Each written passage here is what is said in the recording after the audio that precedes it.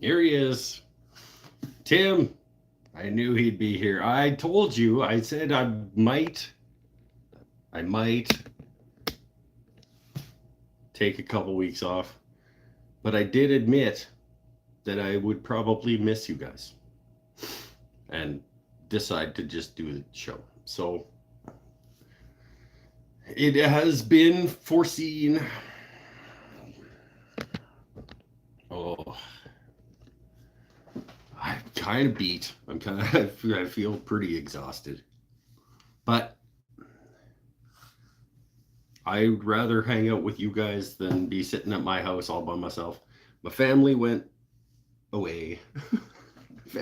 My family left me. No, my family, wife and boy, went off to go see her family. Um, so I'm here at my house by myself, and didn't want to just be bored in my house, sitting by myself. And the same reason this show always happens is I get off work on Saturday and I'm going to be sitting out here having a couple of beer anyway. So why not? And yeah, maybe next week I'll take a week off. I say that like not infrequently. I say I'm going to take next week off and then I don't. I might actually do bonus shows this coming week. Um, because I'm here by myself, and if I'm out here doing stuff that you guys might like to watch and hang out with me while I'm doing, there may be a couple of weekday shows, or there may be a weekday show at some point this coming week, because I do want to get back to work on these guitars. The shop stool, I won't be doing work on live on the show because it is going to be a full on edited project video. But we need to keep chipping away at this guitar, these guitars, these. I don't know why I'm doing that. But one of them I'm doing here live with you guys, so I want to get back into doing that. I'm hoping to bring my drill press back from Crow's Nest in the next couple of days, so that I can get to work on these in terms of plowing out electronics cavities and not pickups, bridge posts and things. So that's the next phase of things, and I need my drill press that is down at the shop to be back at my shop in order to accomplish that. So hopefully that's going to happen in the next couple of days, and we can get back to work on the guitars. I can get back to work on the shop stool, get that. It's been a while. It's been too long. The poor shop stool is like that project that just never goes away. Did you guys? Does anybody else? Maybe I'm alone in that. Start a project and it just sits there in partially completed form for extensive periods of time. It's one thing if you just have a project that you like eventually want to do that can sit like in your mind that you're not accomplishing. But like, does anybody have those projects that they actually start and get like a good way into, and then they just like lose the enthusiasm and just put them off to the side, and then they sit there in partially completed form until they can talk themselves back into it? I don't know. Right hand shot says all the time. You do that a lot. I mean I do. I've had these guitars. I mean the guitars started well before YouTube for me even started. Um, and I was like, you can't make guitars. But the shop stool, like, I was fully capable of making the shop stool when I started the shop stool. And I got this far in, and it just sat over in the corner. I year and a half since I started that. And it just got the joinery cut. I got like cross lap. No, that's not what it's called. Uh, Mortise and tenons that meet like this inside a joint on all of those legs and rails, stretchers. And like got a fair ways in. I was just like, meh.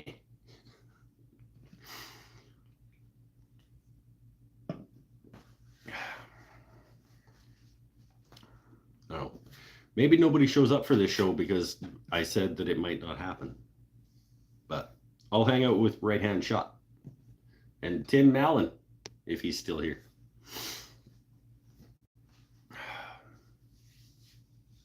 It's a little warm today in Campbell River. We're back up to, I don't know, low 30s. We cooled off for a little bit, but now we're sort of back up. I wouldn't call it a heat wave or anything, but like whatever that means for my American friends, I want to say like 90, 80, 87. I don't know what 30 degrees is for Americans.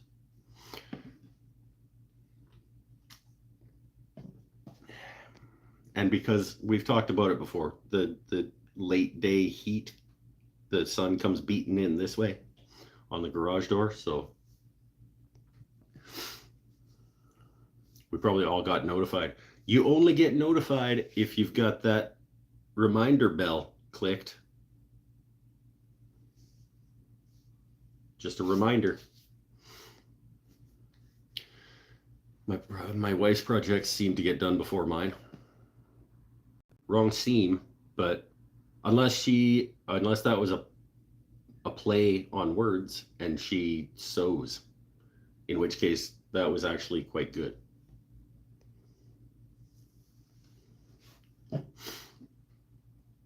Tim still here was just covering the birds for the night. Covering the birds for the night? Oh, you have like pet birds in a cage and you have to cover them? Like, were you speaking literally? Anything above 80 Fahrenheit here gets muggy up in New York. Yeah, that's the problem, is that it's the thickness of the air.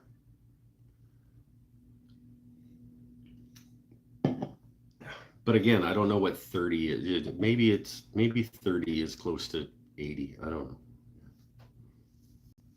Finished that mandolin last night. Hey-oh!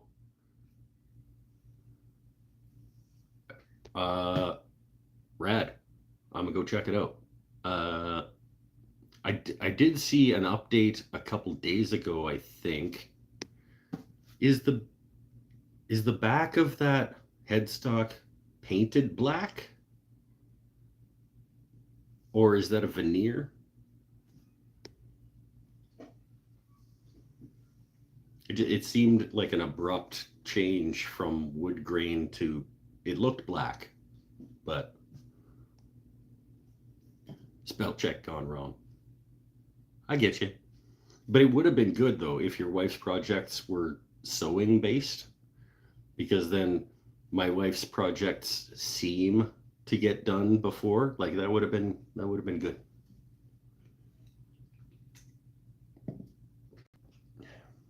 Budgies, parakeets. Yeah, cover them for the night to keep light. So now they go sleepy time. 86. Okay. So it's about 86. Which means that it's probably in the shop.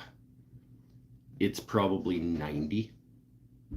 Because it is kind of like an oven a little bit in here with the sun that hits the big garage door and kind of raises the temperature in here.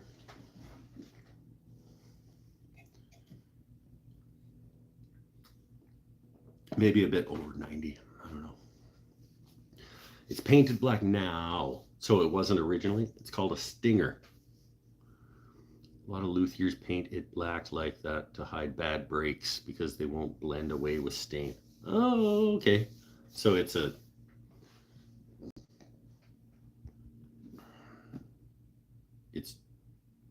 cheat to hide defects. Nothing wrong with that. It looks cool. I just thought it was a very abrupt change, so I didn't know if it was a veneer that had been glued on. That might be cool instead of painting the. Well, obviously too late, but like, because that would disguise a break as well if you veneered over it.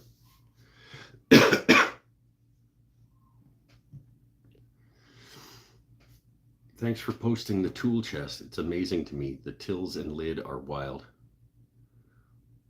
He is clearly not talking to me. Fearsome, welcome back, my friend.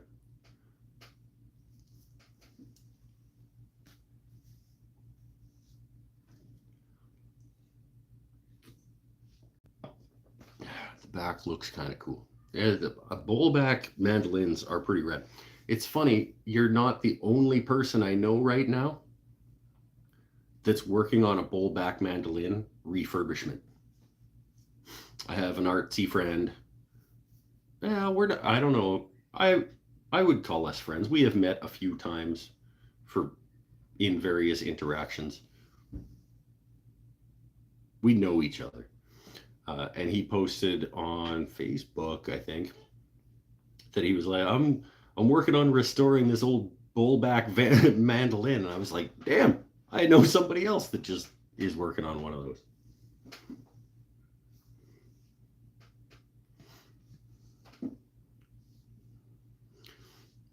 Mandolin sounds great too. Oh, did you do a playing demo?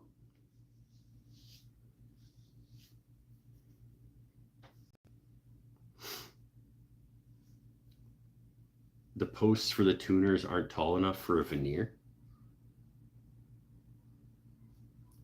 Like even a shop sawn veneer, it's like 4 thousandths of an inch or something. Like we're talking about like 4 sheets of paper. I believe you. We all shop at Lee Valley. That makes us friends. Fair enough. I have played guitar and read poetry with the man, so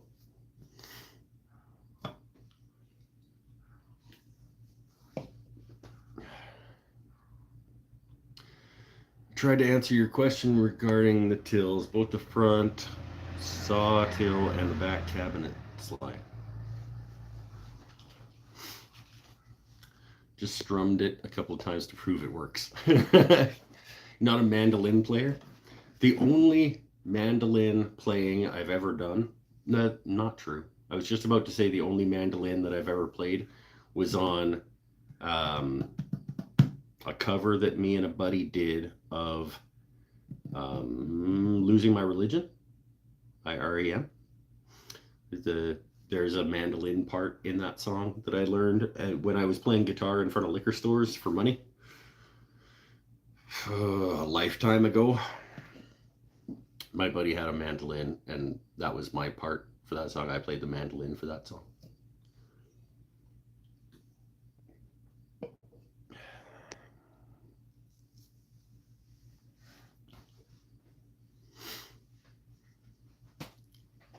But I did learn, I mean, obviously I learned a few chords to be able to play that particular song. I don't know if I would remember them or how to tune it, but I learned some chords on the mandolin and could follow along a little bit. I forgot that I knew that. It was my boy Kerry Carlson back in my university days, or in between bursts of university days, I guess.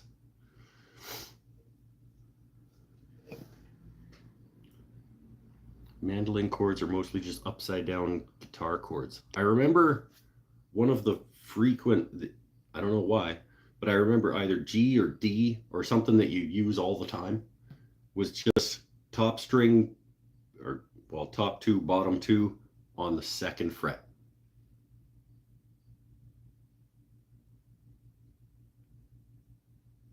And it was either a G or a D.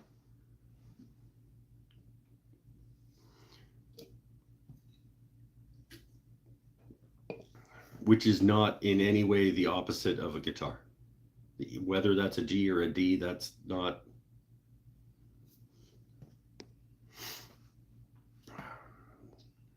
Everything slides, even the tills with drawers. Oh, yeah, you guys having your own conversations.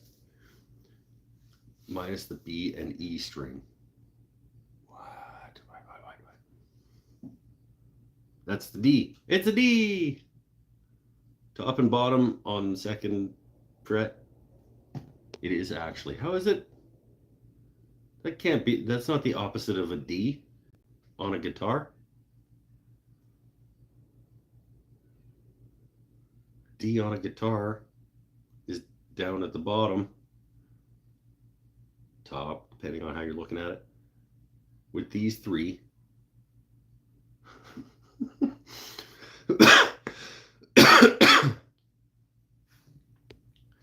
I'm not going to fight about mandolin chords. That's one of the last things I'm going to fight about on this show. Because I only know one.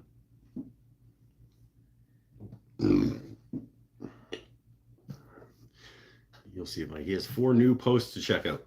Sweet. And a tool chest as well.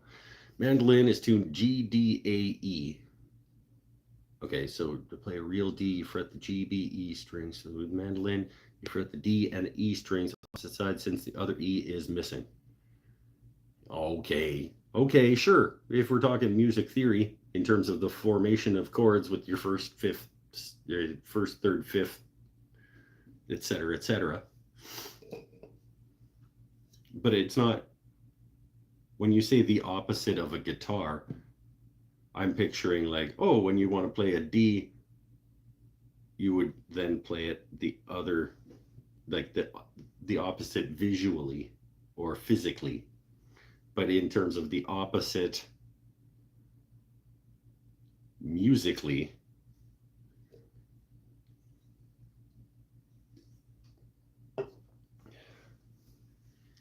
we're not fighting.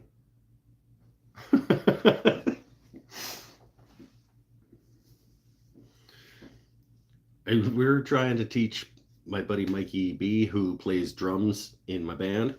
We had a band practice night acoustically out in the backyard at Seth's because it was too hot on the garage side. And Mike brought his guitar and he was like, teach me something on the guitar. And we started talking about theory and chord like formations and things.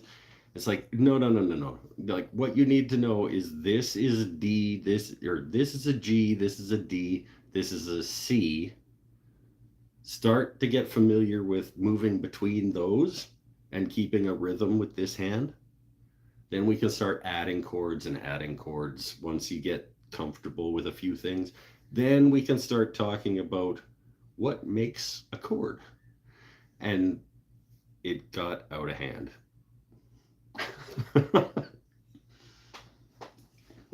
It was fun though. It was a good talk.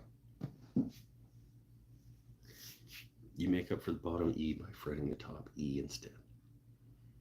I totally believe you. What I would do if I had a mandolin is I would print out a chord chart and I would learn the chords that I think I need. And that's it. That's the extent of what I would do. Because I have a background in how to play a stringed instrument, I would go like, okay, G is actually this, D is actually this, C is actually this, E minor is actually this. I would learn those chords for mandolin and just translate.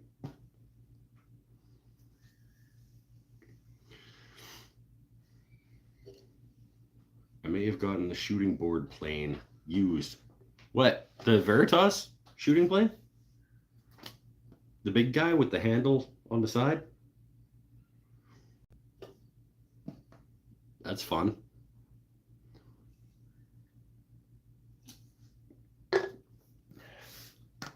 Buying a new lathe in the next 2 weeks. He said he'd hold it for me. So I'm getting a Nova Comet 2. And then I think for my birthday, I may or may not, but likely, purchasing myself a Supermax 1632 drum sander for $2,000. Hurts. It hurts, but I think I'm at the point where I make enough things. I have enough use case for a drum sander at this point. Especially if I want to get into, which I do,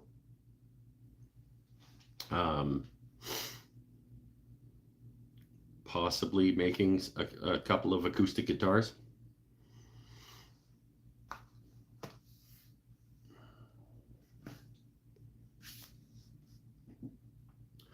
And just generally like initial sanding of parts, even anything flat, like just to get things, like get rid of the planar marks, like when there's a chip in the segmented bit and it leaves a little ridge. Yeah, I do. See up on, I don't know if you'll see. I don't know if we'll be able to see, but this rail on the, I guess, seat rail, you probably can't see, but there's a few little sort of like, there's a nick somewhere in my planer. And yeah, it's, you just rotate the things, but you can get a lot more use out of them if you can just zzz that through a drum sander.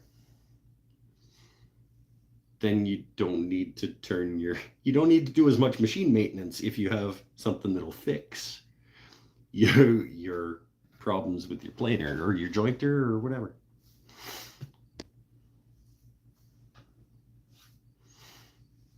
I've been thinking about buying one. Budget isn't allowing it right now. Yeah, my budget probably doesn't allow it either. But it's my birthday. And I am expecting to get paid relatively soon from my friend Nadia for all the teaching work that I've been doing. So hopefully that's a thing that happens. And it'll fit into the shop remodel as well, in terms of the individual stations that I'm going to be setting up. This wall is going to be bandsaw, planer, jointer, drum sander. That wall is, so essentially the whole place is getting shifted to the opposite wall. So that wall will now become table saw, workbench. This wall will be dust collection piped to bandsaw, jointer, planer, drum sander. And then the hand tools will be on the wall behind the workbench over there. Yeah, there's a theory.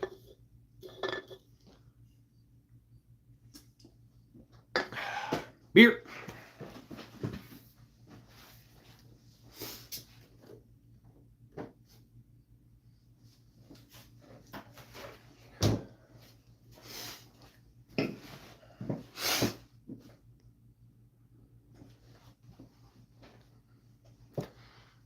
It's surprising how it cuts. It slices like it's ham.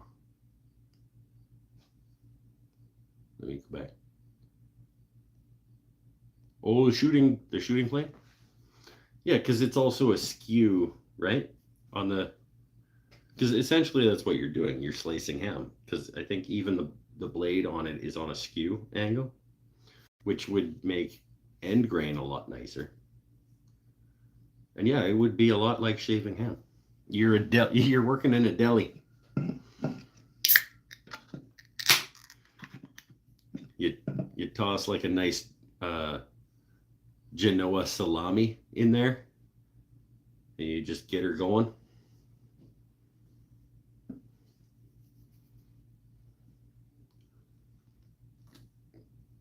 Would also probably lubricate your plane if you tossed a nice salami in there. Get a little bit of the fat and grease from the meat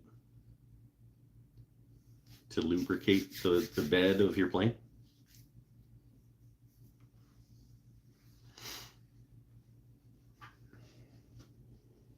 Let's do a video. Let's test that theory. Bailey Woodworks, how are you, my friend? We're just talking about whether or not you want to use your Veritas shooting plane to cut Genoa salami, which sounds like a thing you want to do.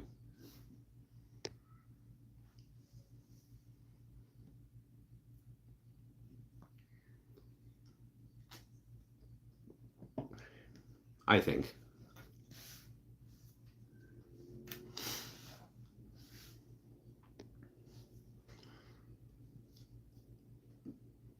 Be genius for shredded carrots. Yeah, it'd basically just be a mandolin. And we were already talking about mandolins earlier. It's all coming full circle. A mandolin is a musical instrument. It's also a kitchen implement.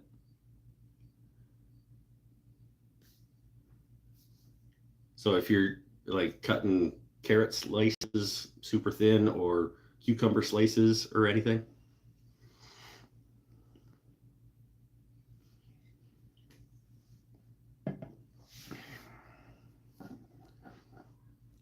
you're supposed to say that's a mandolin. See? Yeah, just the delay. The kitchen mandolin also. There we go. Oh, I don't know why. Now I want to do all of the things that are coming to my head. I want to refurbish a mandolin in a YouTube video, and then I want to do a follow-up video where I play my mandolin with my mandolin.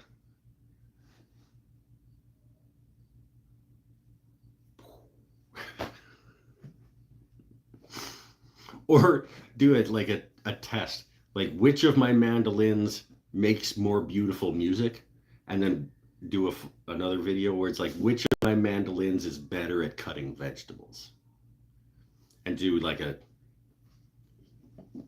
test.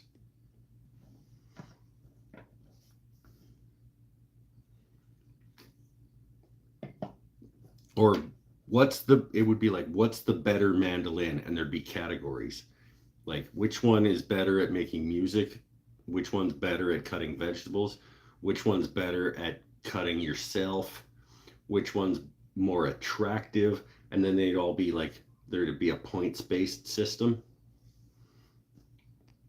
It's like in terms of music, my kitchen mandolin really only gets about a 1.2. It's not, there isn't a nice crisp tone coming out of it.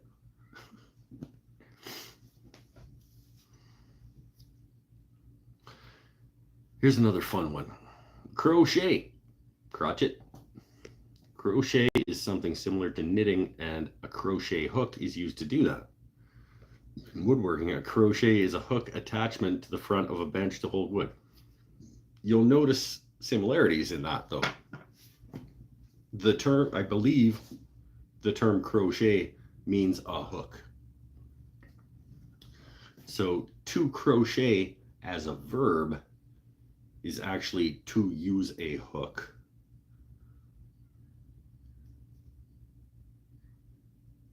It's probably French.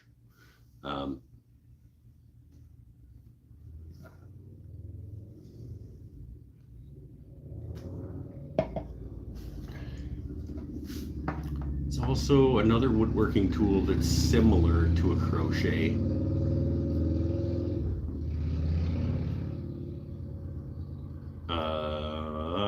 It's a bench attachment.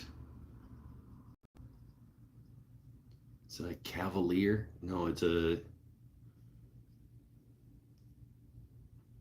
It does a similar thing, but it holds work in a different way.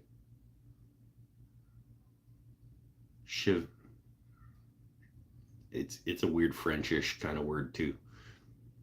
Chevalier.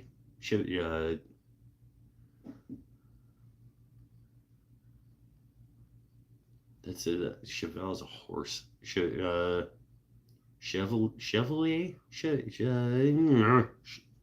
It's not Chevrolet. I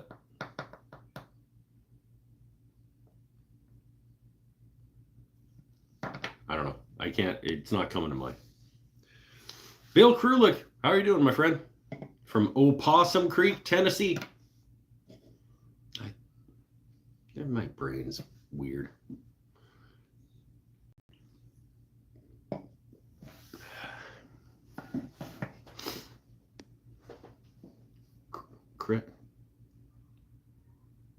I want to ask Shannon. Shannon's got one on his bench. It's a fixture though.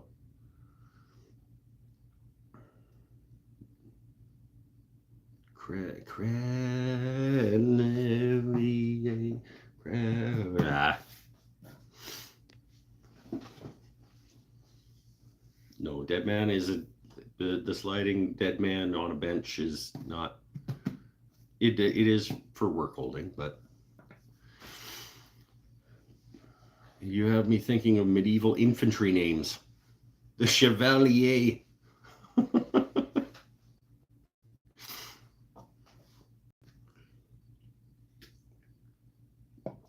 Oh, I gotta turn it to all chat or whatever. There we go. Bought the hose. Oh my god, the headaches. The hose. What's the headache with the hose? Oh, the house! Bill was the one who was going to buy the property next door for like almost nothing. Oh my god, the headaches. Sorry, my friend. We talked you into it, essentially. What's with the headaches? What's going on? We knew it was going to be headaches. But just like the value of owning land.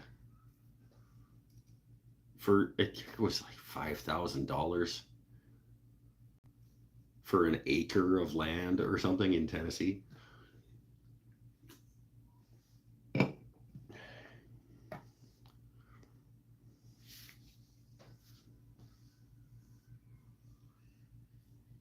Even a quarter acre. It might have been a quarter acre or a half acre or something, but it was like $5,000. And I do that every time. Like I'll find $5,000, especially if it's attached to my own property.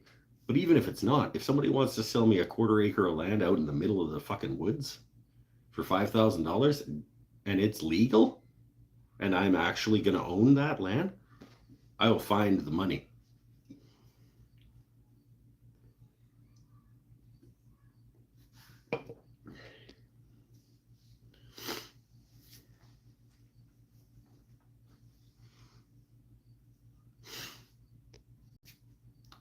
Didn't get anything done this week, my friends.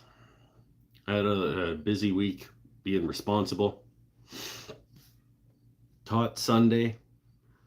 Taught Dremel carving on Sunday. I taught oil painting on Wednesday night. And work, and I taught resin charcuterie boards today. Tomorrow I go to a farmer's market on behalf of the Crow's Nest Artist Collective to do the kids art tent activity thing, and we're bringing a bunch of stuff from the store down there to sell as well. Um, so not as productive a week shop wise as I was hoping, but next week. Oh, and I checked in with Pinnell. Oh, it was just me. I get in my own head about stuff. I checked in with him. I was like, dude, are we fighting? Like, are we not friends anymore? He's just been busy with his own life. No fighting, no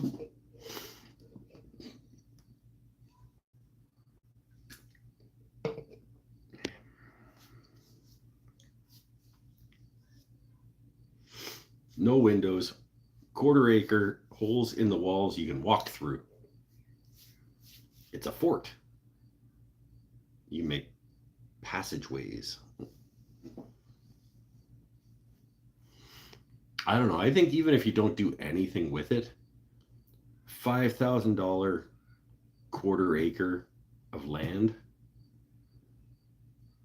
can't go lower. So even if you do nothing with it, but the idea originally was that we were going to put a shop there, right? We were going to put a shop there. Um, and yes, it would be building from scratch, essentially. But unless it's sinking into the earth, that's good value for property.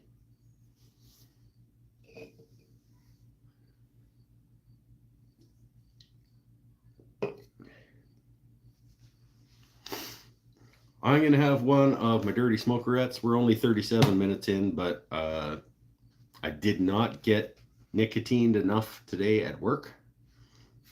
Actually, quite a busy day today at the shop, getting ready for the market tomorrow that we're going to, and the teaching of the class. And Nadia has an injury, so she only really has one functioning arm right now, and so I've had to make up for that a little bit.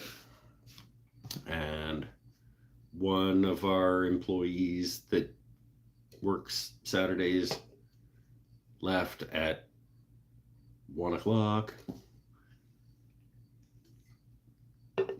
So yeah, I had a pretty busy go at work today.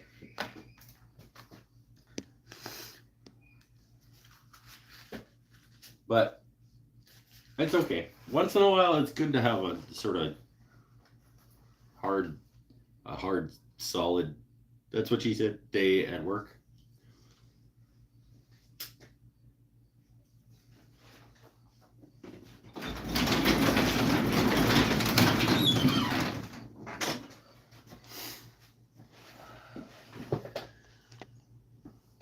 Oh no, is she okay? She's okay. I'm a little bit concerned that there might be like actual ligament damage in whatever she's done. Um, she doesn't know exactly what caused it, but it's basically her left elbow is creating a situation where this arm is basically useless at this point. So it's wrapped and tightened and supported and things, hoping that things are going to remedy. But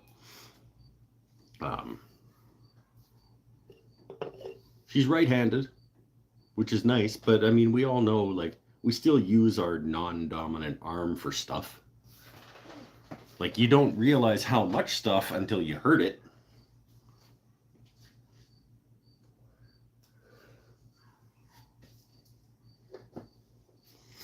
Like, I think that my left arm is completely useless because I don't. But you still you hold things, you catch things. Like, if something is falling off the table and this hand's closer, you go for it. And if this arm is janky and something falls off the table and you go for it, it hurts to do stuff with it. It hurts it again. You know what I mean?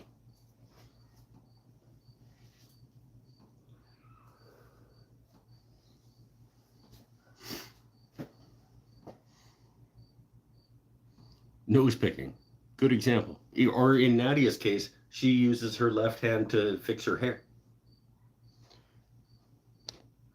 Speaking of hard workers, haven't seen Pinnell in a while. We were just talking about that. Todd, pay attention. We touched base. Everything's cool. Everything's smooth. We're not fighting. He's still on the team. He's just busy with his life stuff that is going on. I think he's installing a pool.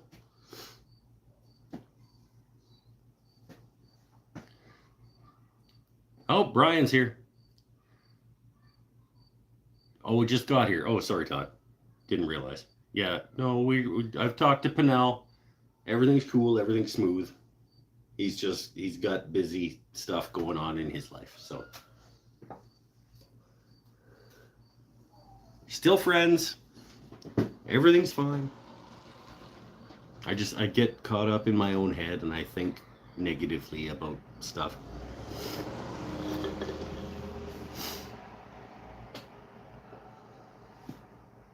That would be nice for the kiddos. Yeah, I think wife took children out of town, and he was like, okay, before they get back, I'm going to install a pool or something like that.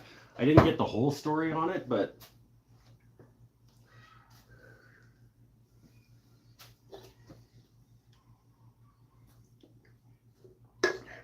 I got pictures of progress. So he's like, I got a project going.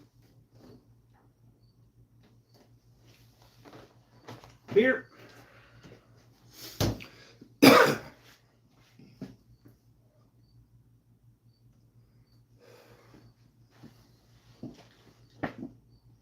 His biting sarcasm is greatly missed. I'll let him know. I did tell him, like, we miss you. Please come back.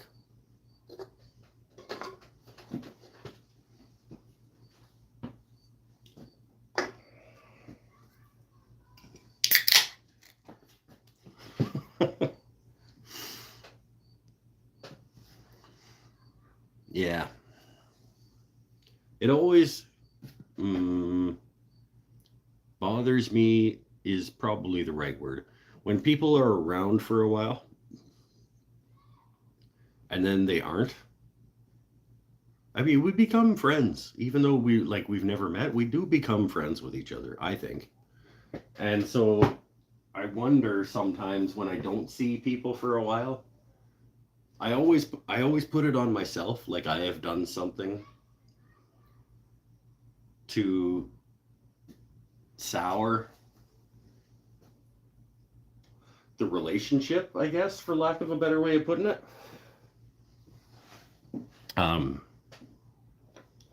But it could just be as simple as like, I've been busy, yo. Yeah, well.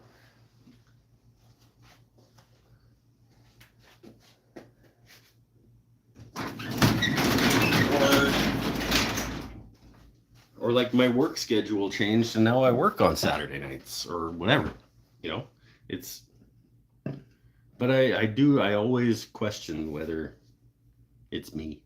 I think that's part of,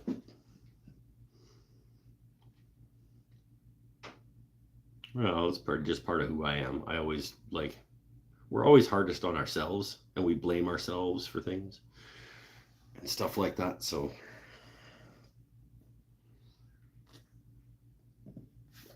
yeah, you can try not to all you want, but it's part of who we are.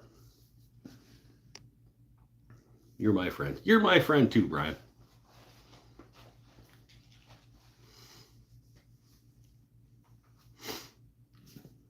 I think I went to bed early for the last couple. See? And that's the thing, like, my schedule doesn't allow for me to what, especially like you East Coaster guys. It's entirely possible that you work early in the morning on Sunday, or sometimes you're just not up for staying up late or whatever. I would expect a message saying I'm not going to be on the show. I'm not going to be there. I apologize. I don't at all expect that. I need to get out of my own head and stop concerning, being concerned about things like that. It's like, whoever comes will have a good time. Always welcome back, as long as you're not weird in the wrong way. If you're weird in the right way, or no, even if you're weird in any way that isn't the wrong way.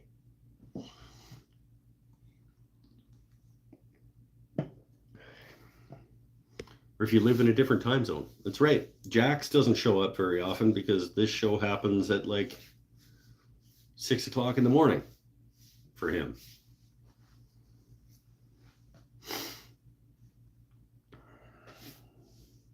Never a Saturday date night, though. It's not true. There have been couples over the course of this show. There have been couples who made this as their Saturday date night. I promise. It seemed weird to me at the time, but I got it. I get it. It's a fun place to hang out and watch people make fun of each other and stuff. Talk about woodworking. If you're into making stuff, especially back when I used to make stuff.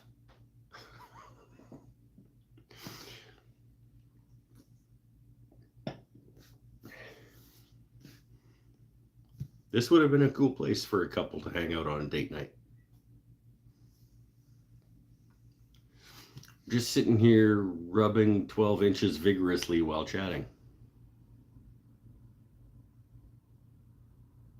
We'll leave that hanging for a second. And we'll go on. Cleaning an old Kufel and Esser 100-foot tape measure. 100-foot tape measure?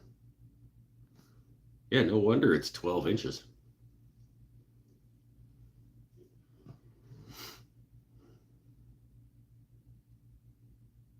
Nobody needs that. It's cool though. Don't know if I would get up at 6 a.m. for this. I wouldn't. But I would watch it after.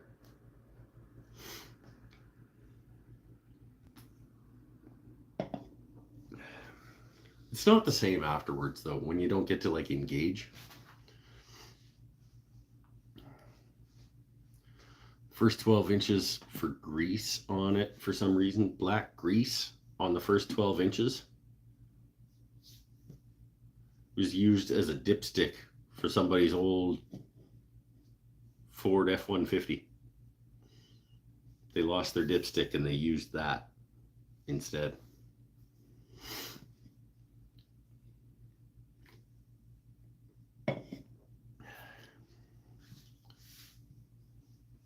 Dunno.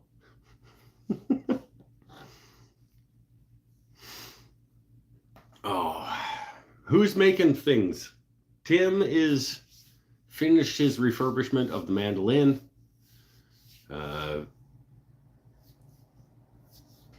Fearsome, what are you making? Eric, what are you making? Todd, are you the one with the giant block of Bubinga? I always forget. What's happening with that? I'm always curious. With the 18 by 18 inch block of Bubinga. I really, really want to know what that's going to become.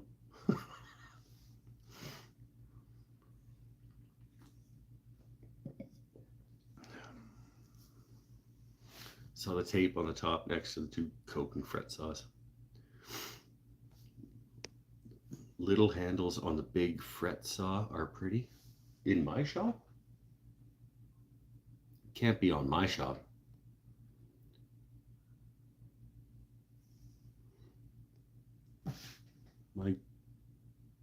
Nope, not my shop.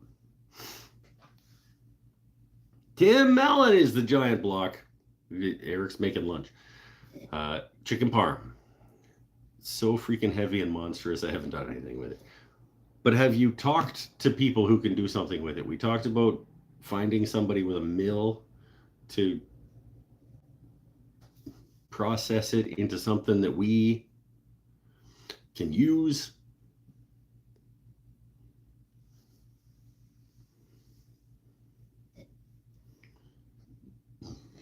Eric Witzel I haven't seen for a while either, but no, it was Tim. Made a pine 2-layer paper box as practice for dado dovetails. Right on. You get like a paper tray. That's a good project.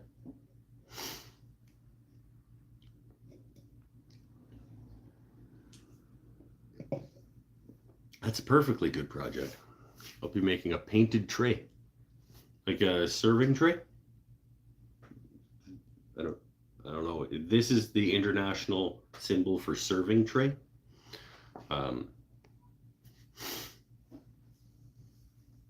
Leftover Asian beef noodles and garlic bread. Eric seems to eat pretty well. Every time Eric says what he's making for lunch, like even if it's leftover something, it sounds pretty good. It's never like chicken nuggets or like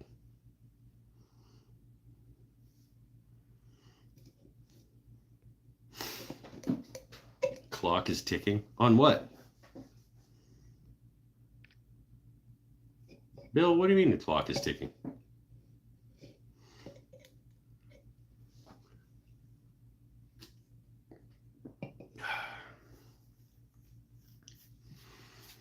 I've been in a funk, didn't leave enough mass in the ash bowls from the logs I got. So now I've got oval bowls. Oh, you rough turned wet.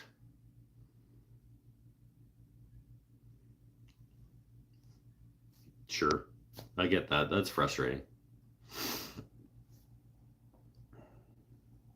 But there's nothing wrong with an oval bowl. It's more organic and natural and handcrafted artisan. You just like you market yourself better. Like artisanal, handcrafted artisanal bowls from locally sourced dead trees that I didn't want to be turned into firewood, and like just like what are those even called? It's a dado, but the front edge has a dovetail. It's not a separate face frame. That'd be another way to do it. Dado, but the front edge. Dado, but the front edge has a dovetail?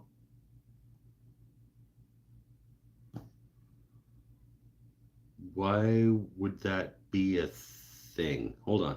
I'm going to have to try to visualize this.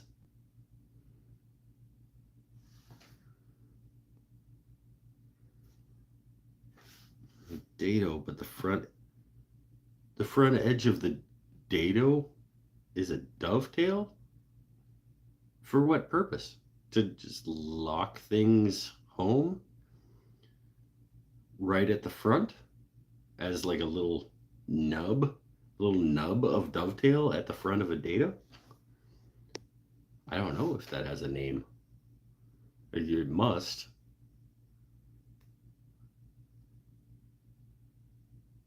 I don't know why you wouldn't just do the whole thing as a sliding dovetail, as opposed to making a dado and then just having a bit of it be a dovetail.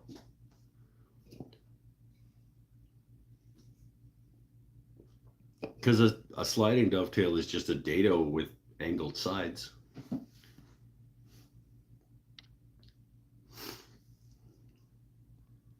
Oh, hold on. Apparently all my messages are not going through. It's possible, or it's just I might be missing them. I had a large cherry tree that fell over. Well, it sucks for the cherry tree, but it's cool for you to be able to use it. When the world gives you oval bowls, make oval bowls. I think what he's saying is he rough turned wet wood, and then as it dried, they became ovals. I'm just saying remarket them as handcrafted artisan boutique. Yeah, just add all of the words and have done with it. The Queen Anne mini desk has them. I just don't understand why you would want a dado that just has a piece of it at the end be a dovetail. Like, why don't you just do a sliding dovetail? Seems seems stupid to me to go through the effort of cutting just part of it into a dovetail. But maybe.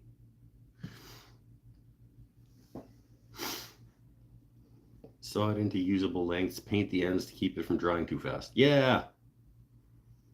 Yeah. Like, paint the ends with something that seals it up good, either like house paint, like interior latex enamel type house paint, so that things don't dry too much out of the end grain before they can start to crack. Or there's specific products that are designed to end seal logs until you can get to them.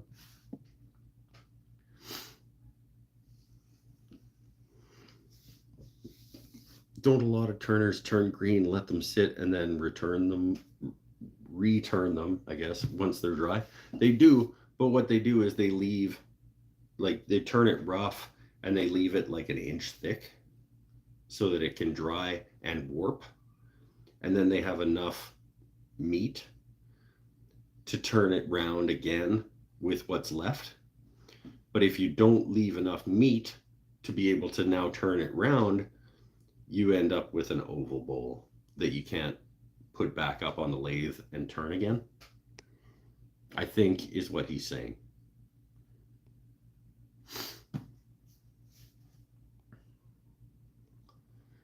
To hide the dado, locks the slides without having to do full sliding dovetails. Okay, sure, but isn't it? Yeah, but isn't it just as hard to cut that joint as it would be? It feels like there would be no advantage to not, like, because now you're essentially cutting two different styles of joint for one joint, as opposed to just cutting one style of joint and making it fit.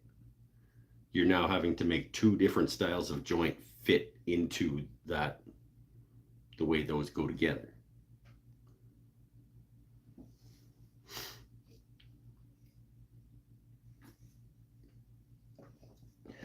So it feels like a sliding dovetail is not an easy joint to cut, especially like by hand.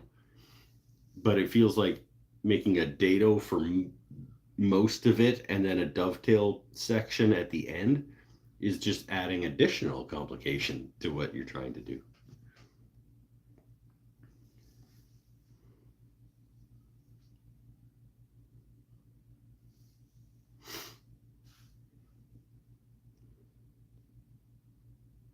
Hidden dados would be stop dados. Yeah, I mean, there's stop dados on, it's not out here anymore. I have stop dados on the cabinet that I'm working on right now. There's stop dados on this. There's these.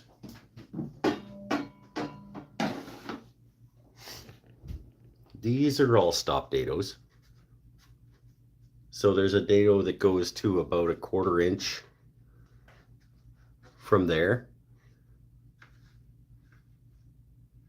That's a stop dado. I don't see the point in putting a dovetail at the end of a dado to lock it together, to add complication to things.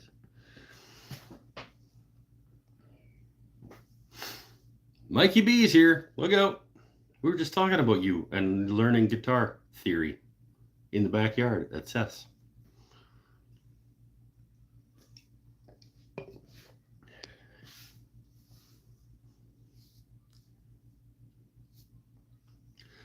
Half-inch material, full sliding dovetail would be too much risk. I think it's unnecessary. I mean, yeah, do it for fun if that's what you find fun. But in half-inch material, a dado does not need a locking dovetail section of it. Especially like on a desktop size cabinet, that's completely unnecessary to make a dado that has a dovetail section at the end of it.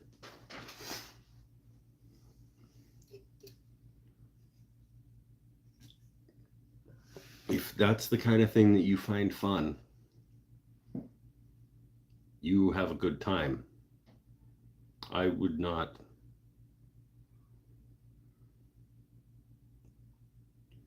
I cannot think of a situation where I would want to have the locking aspect of a dovetail only at one end of a dado.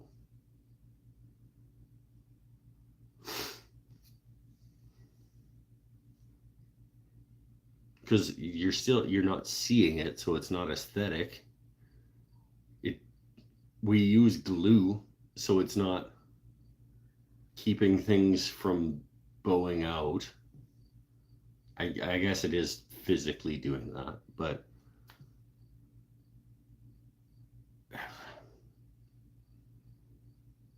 I can't speak for what Matt is doing, but I've done those in the past.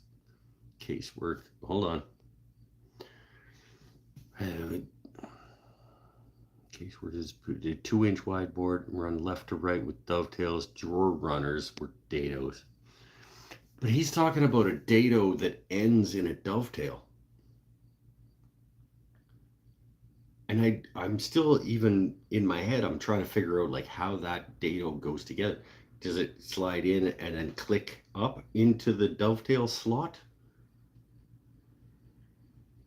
In which case you now have an empty gap where that needed to go in before it could slide, and now we have an empty gap of not wood. I can't physically wrap my head. I'm not physically wrapping my head around anything. I can't intellectually picture why this joint needs to exist.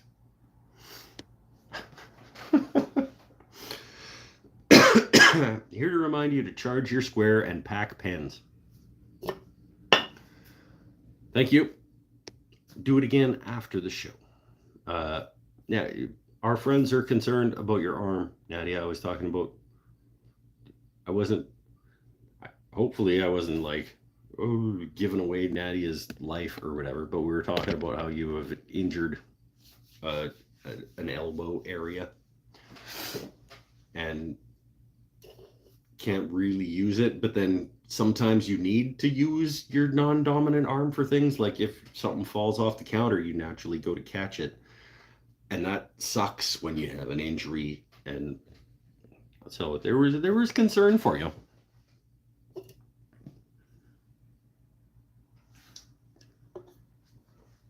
I think maybe on Monday you should go have somebody have a look at that. Sounds more like a rabbit for a drawer bottom. Still wouldn't need a dovetail end. It doesn't.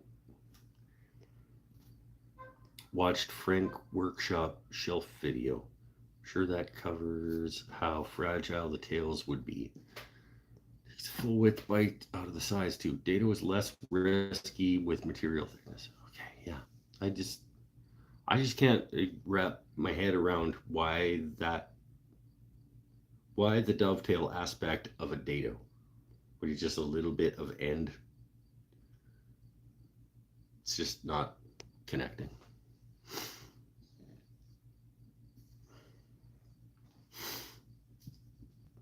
But I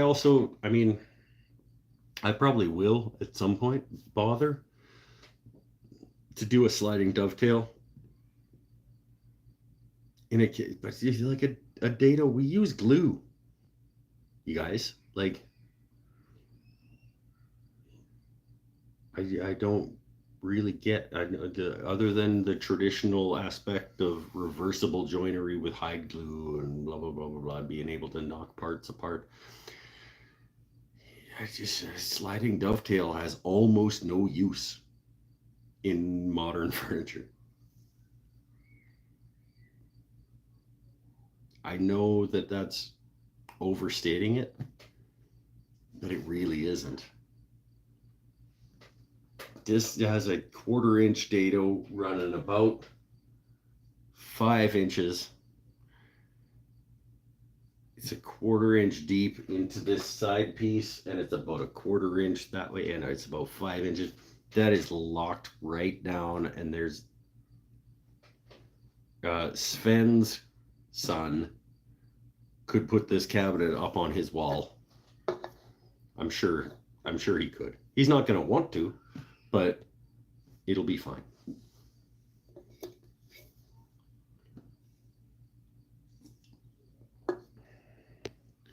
Glue/wood fails over time. Yeah, but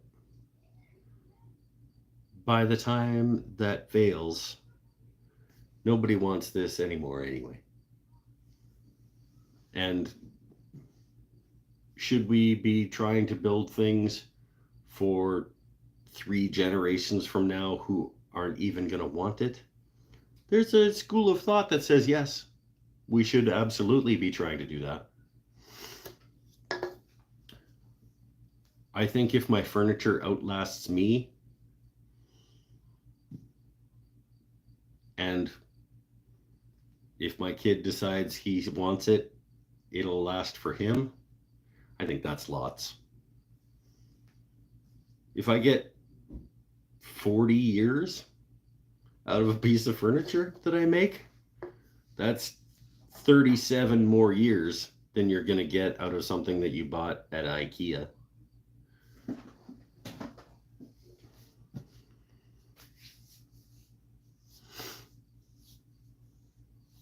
I built so much with just rabbits and glue. Yeah. Okay, glue is good.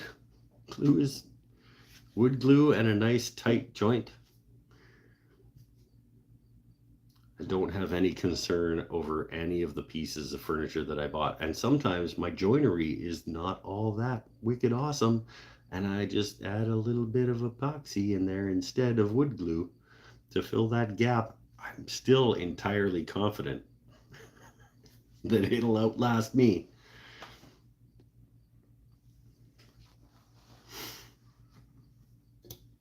Let's do Mike's Never Had This Beer Before. All right. So, today's episode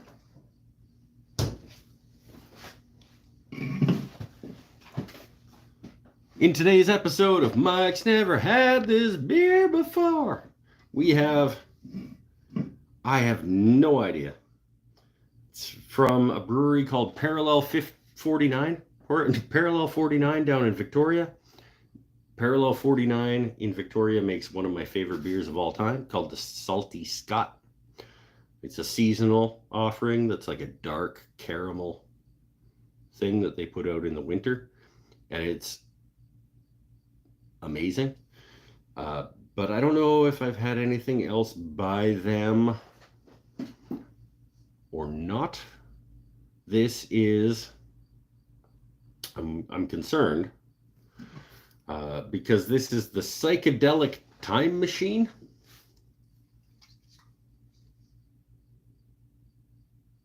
I do like the Funky Wizard.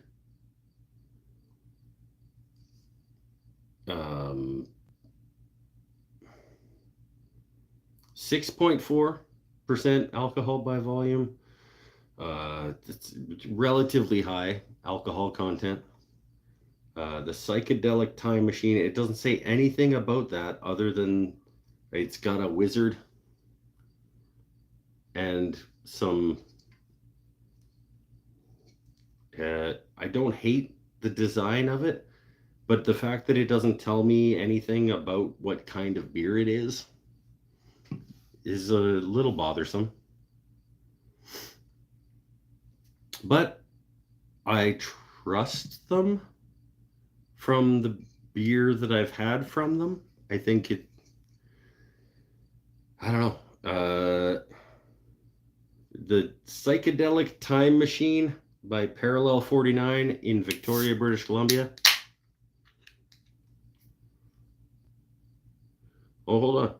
It's open, so I can't tilt it.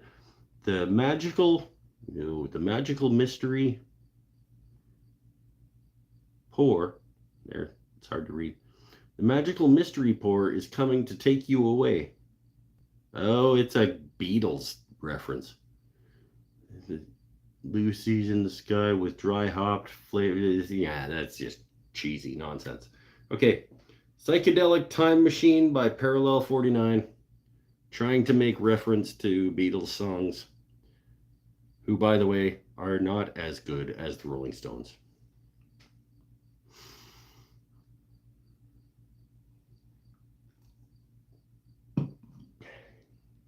Ooh, get the alarm going off. Don't know why. It's hoppy. It's another generic IPA thing. It's an overly hopped uh, lager that they probably might as well just call an IPA. It's okay. Like, it's not.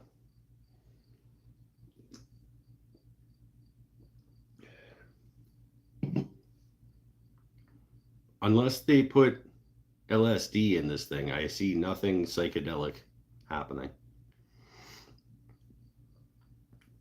I'm looking forward to the time machine aspect.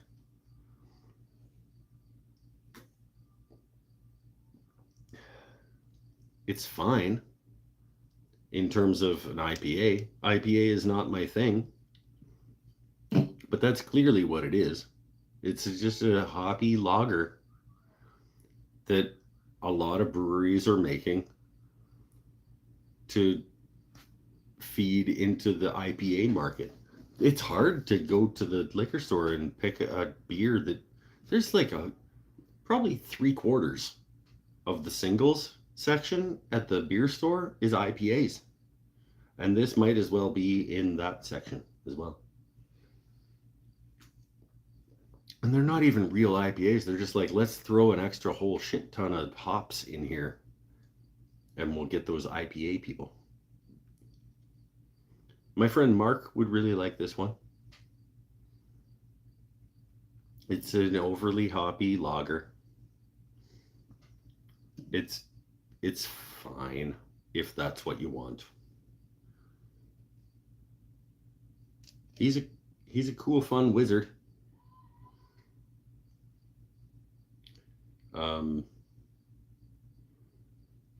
It's yeah, it's I don't know, not a good ad. I'm sorry, Parallel 49. I'm not sorry because you're not paying me for the ad, but I'm sorry I can't give you a higher grade on that.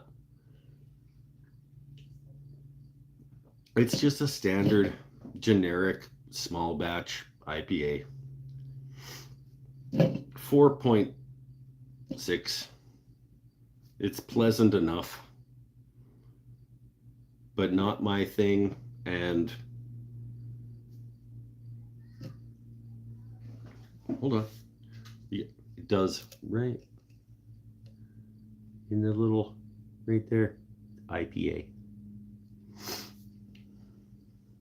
So if you're looking super close, it'll tell you that that's what it is. Shouldn't have to look that close.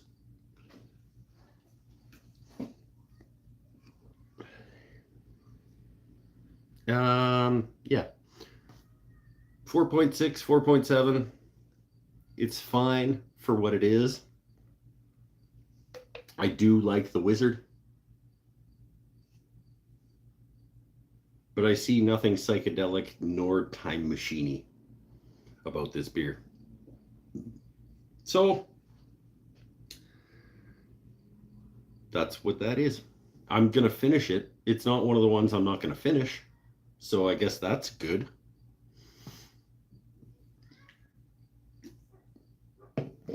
I might not finish it right now. I might go to another beer and then come back to that because I'm not a big hoppy hop. I don't. It with the bitterness, I don't.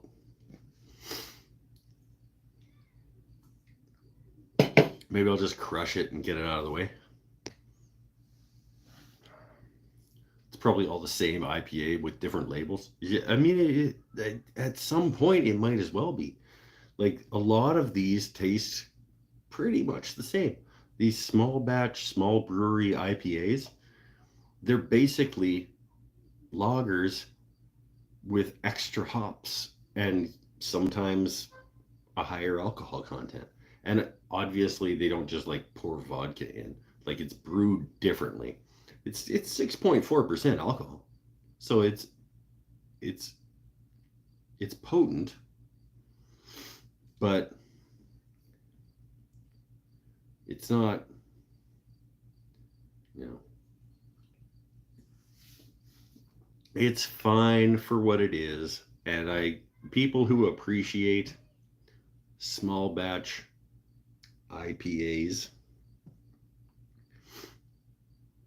let's look at the color. I get a glass. Hold on. Bear with.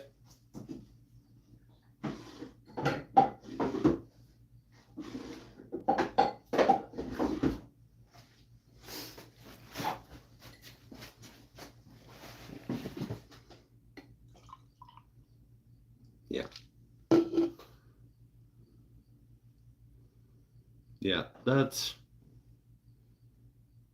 it's a little more amber than a light lager, but it's not. It's just a hoppy lager that they call an IPA.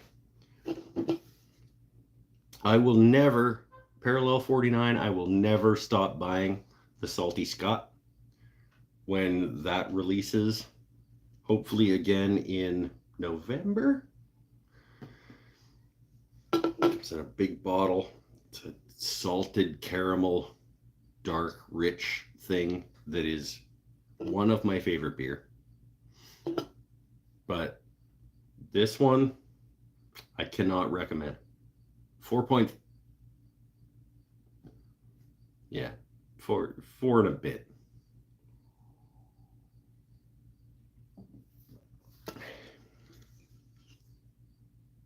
If you like a lager that's extra hoppy, and the Wizard is cool. I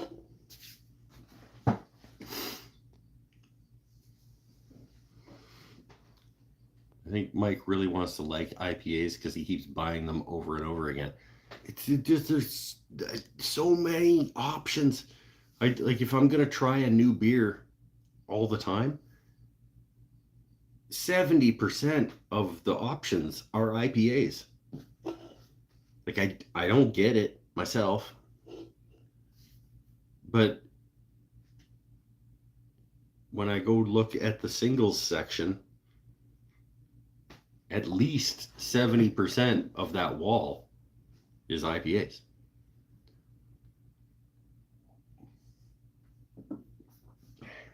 So if I'm going to try a new one each time, there's going to be a lot of those. Was I just clickbaited? Canuck, you were absolutely clickbaited. I'm glad somebody got the joke.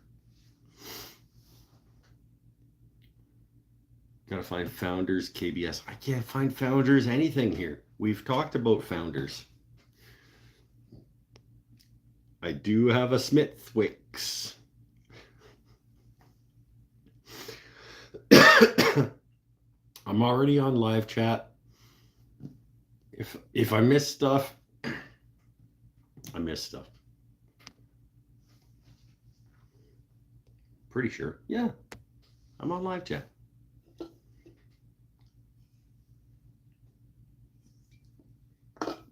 I do have a second Mike's never tried this beer before that we could do tonight. I could do 2 episodes, which would be efficient use of my time.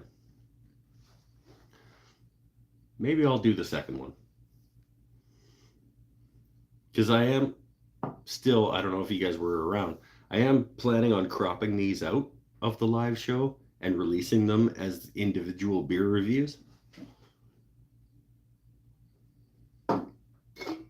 So maybe we'll do another one. You guys want to do another one? I'm going to cleanse my palate between the hoppy lager from the Psychedelic Time Machine. I wish this wizard was on a better beer.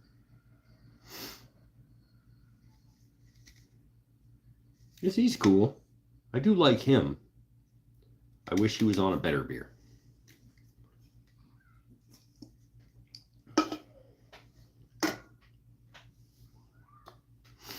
I'm going to cleanse my palate with a beer, and then we'll do the other one.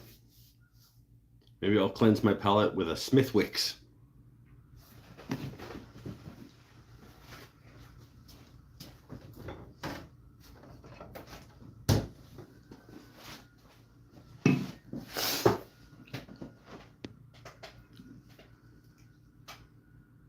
Smithwick's Ale Roos Premium Red Ale. Coming soon in 2026. Yeah, when he gets around to editing his videos again. When he decides that he actually likes doing YouTube again. And editing videos.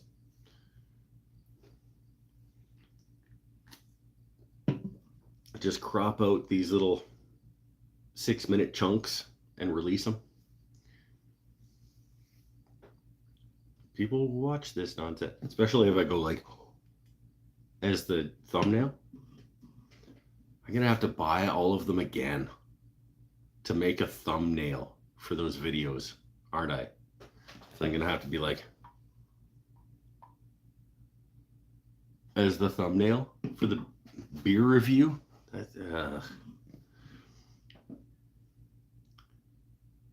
This is like $4 a beer, and there's probably like 20 of those by this point, and only 6 of them were worth buying again.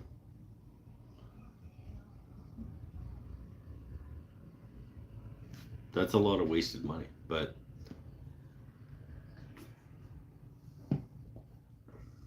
I mean, to make a good thumbnail, I guess it's worth the $4.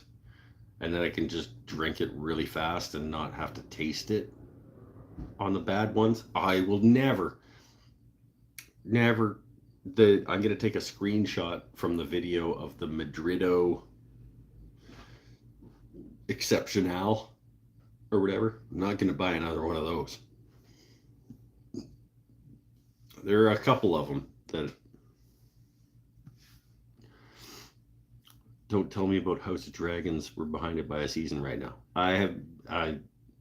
Don't talk about shows that people haven't watched. Nobody, I swear to fucking God, if anybody starts talking about Deadpool right now, I'm gonna lose my shit. Because unfortunately, I'm probably gonna have to wait for it to come out on Disney Plus. Because I need to be watching that with my boy. And he's away for a bit, and by the time he gets back, it may or may not still be in theater. So just leave me out of that. You need an arrow on your thumbnail. Oh, shit, sorry. I just did it before the show. I didn't process the thumbnail enough to put an arrow. You're right. And I'd like a white outline around my face. You know, like...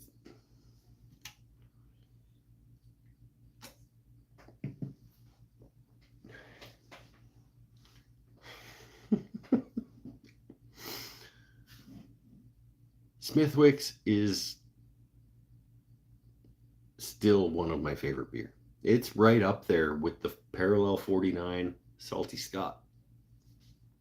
Nice, rich, flavorful, well-balanced red ale. It's nice.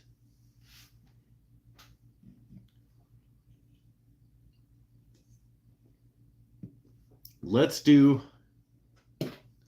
a double tap episode of Mike's Never Had This Beer Before. I'm going to pretend like we haven't had this conversation. For those who don't watch the live show and will watch this later, on YouTube if I ever get that plan put into action. Okay, it's time. Acting.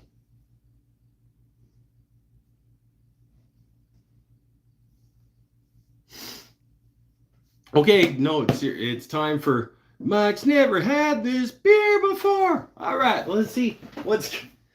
It's acting. Okay, take 3.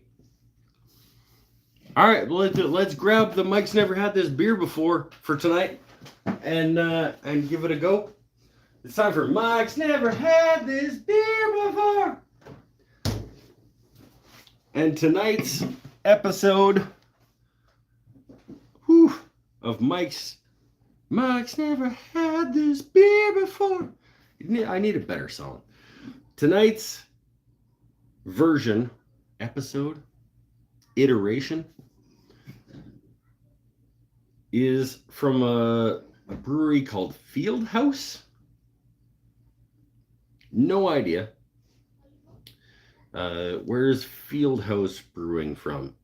Abbotsford, British Columbia. Fieldhouse Brewing in Abbotsford, British Columbia. This is the Fieldhouse Dark Sour. I got it because I do like the color combination. Generally, it's a blackberry and blueberry. 10%? Shit, I didn't see that. I absolutely did not see 10% alcohol by volume on that. This is a potent beer, apparently. The Fieldhouse Dark Sour. I like the teal, the purple on teal. Nice simplistic. We got a little fox guy down here.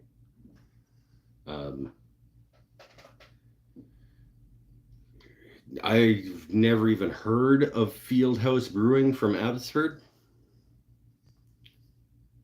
Drenched in juicy local blueberries. These marketing people, they really need to hire some language experts to say, like, this is nonsense. Don't hire a retired journalist to do your marketing. They are well versed in what people are going to respond to. You've hired a graduate from the Sauder School of Business to do your marketing and promotions and taglines and things. It's fine. It's fine. It's what most people do. But hire somebody better at language to do your things. Deep purple blackberries. We embrace the changing of the light and the moments that dusk brings with it. Self-reflection, deep conversation, and crackling fires. That's okay. I guess it's okay. You can do better. Anyway, that was that section of text was created by someone who graduated from business school, as opposed to someone who knows about language use and reaching your audience. It's purple. Okay. The foam is a purplish pink. It makes sense because it's a blackberry blueberry beer. I haven't had a lot of success with fruity beers on the Mike's never had this beer before. But I do like dark and rich. And like, let's be honest, 10% alcohol by volume sounds pretty appealing. Is this going to be like wine? Like carbonated wine? Blackberry, blueberry wine? I don't know. The aesthetics of it are pleasing to me. Smells a lot like berries.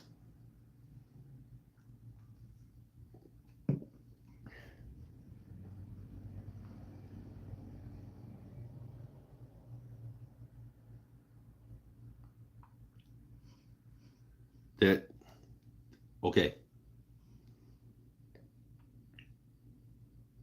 the word sour in this context is nice and subtle. That's a nice undertone bite of sour. A lot of breweries talk about their sour beers, and it's too sour. It hits too hard. This is actually fucking delicious. At 10% alcohol by volume, as a nice dark rich beer. Let me check out. Yeah, very purple, very fruity.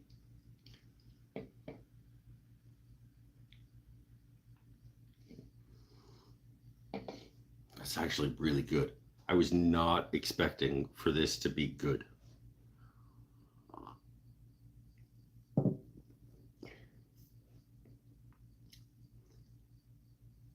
That's exceptional. At 10%, this should not be this delicious. There's very, very little afterbite. Fieldhouse in Abbotsford, dark sour blackberry blueberry ale at 10%. This is a surprisingly exceptional beer.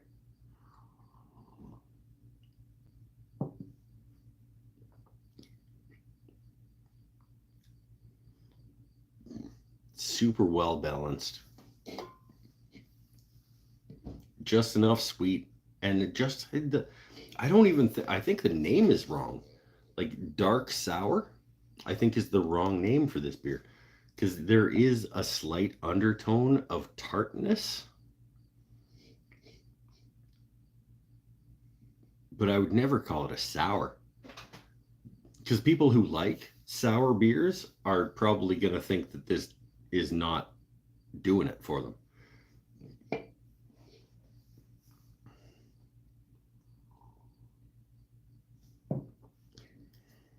That's a seriously good beer. I'm going to give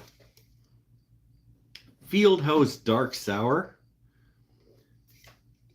blackberry blueberry. First of all, that's a nice crisp, clean, aesthetic can of beer. And it's really, really well done. That's like an 8.7. I was not expecting that. I was thinking that this was going to be one of the ones that's funny. In fact, I was asked earlier today to try to pick more of the ones that are going to be gross, so that it's funnier for people.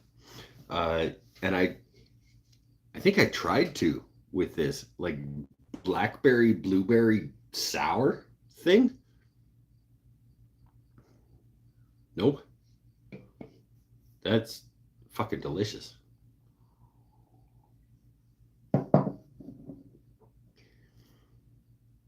There's nothing wrong with that at all. It's just the right undertone of tart, which apparently they call sour. I'm going to go back looking for more things from Fieldhouse Brewing in Abbotsford, British Columbia, because this is my first experience with that company, and I am impressed. Well done, Fieldhouse. Well done.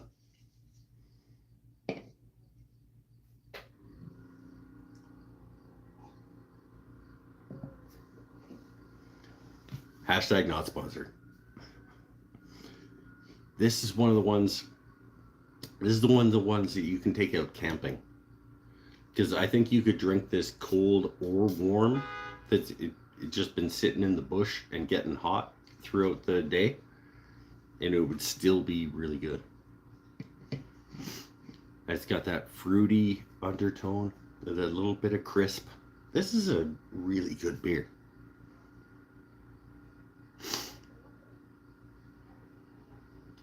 You embrace the changing of the light and the moment the dusk. Yeah, they find somebody better to write your little taglines and stuff, but yeah, it's pretty good. He's a marketing guy, and he's doing okay.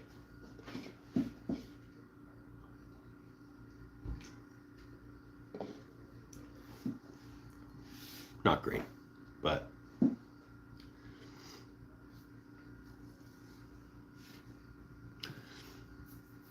Saturday night, sun's gone down. Mike's on his way to the best spot in town. Yeah, Eric is writing song lyrics again. Ghostbusters song playing at the Arby's. Oh, get me a chicken bacon Swiss.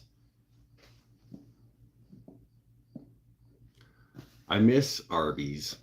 I've lived in one city that had Arby's, and it was Kamloops. And while I was living there, I think they closed. But the chicken bacon Swiss with the honey mustard sauce, that was a pretty good sandwich.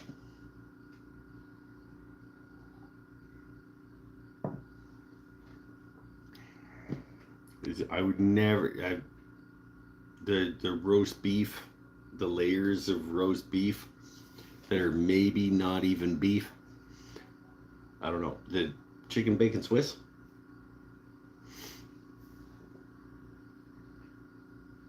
The honey mustard. Yep. That's really quite good.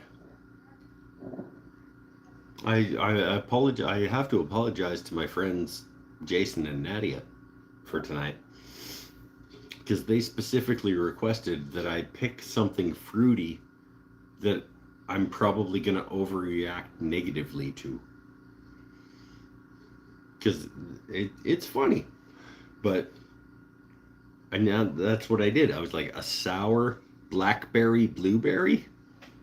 Oh, that's gonna be fucking disgusting. Nope.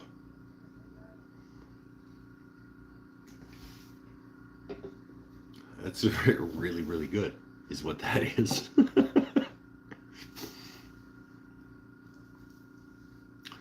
Only go for the 4 classic for $10. 2 days of food. I used to do that with Wendy's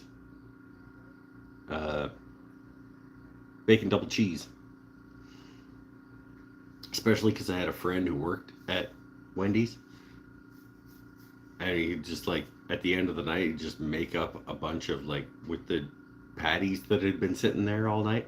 And he'd come home and have a bag full of like 30 BDCs.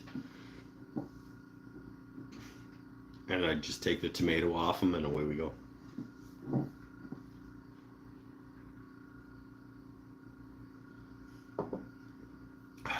That's a pretty good beer. For being fruity and tart.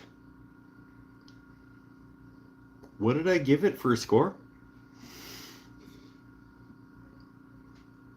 It's an 8 plus for sure. It's somewhere in the 8.4 region. It's very, very good.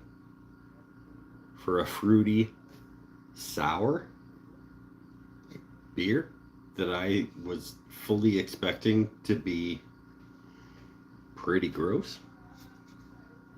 That's good.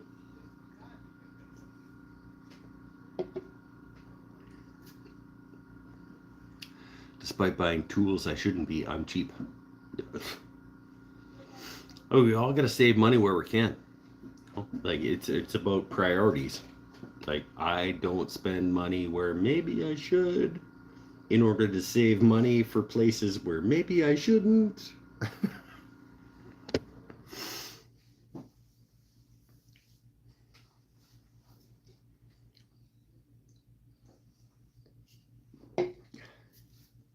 Like the drum sander. I've been saving up money for the drum sander that may or may not be worth it. We'll see.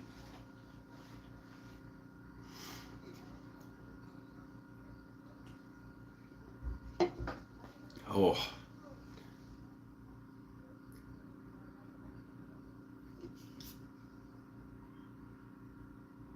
yep. That's a pretty good ad for them, I think. If I can crop that out, I can get a sponsorship from Fieldhouse Brewing.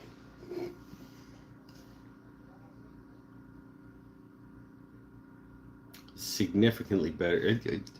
I do hope that they find a new guy to write their little blurbs, because that's not that good. But I'm a language snob in some ways, so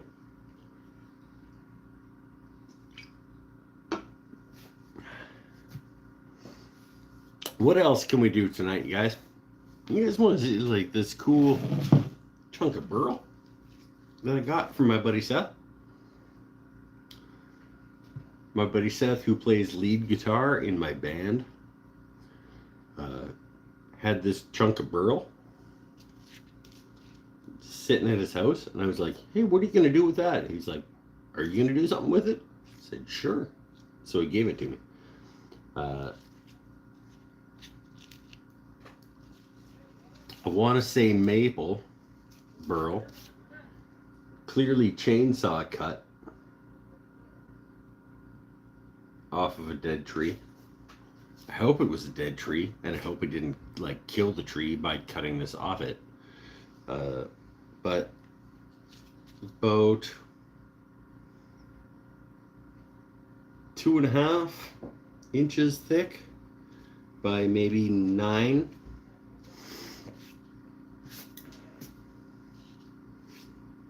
And I'm thinking either pen blanks or knife scales, maybe. Get it up on the bandsaw and slice it into sort of 3/16 knife scales. I don't know. But it's something. It's going to be a very, very attractive piece of wood. I want to make the best use of it, so we'll see.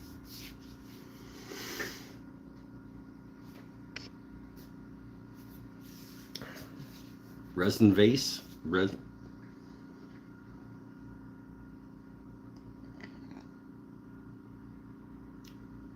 I mean, more detail required.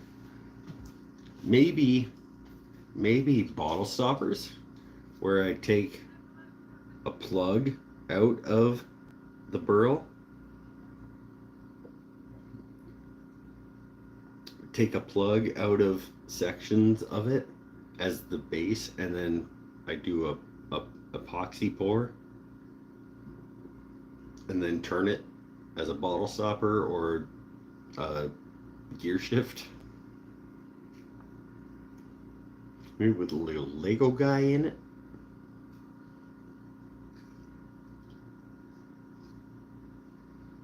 Little Gandalf, like "You shall not pass."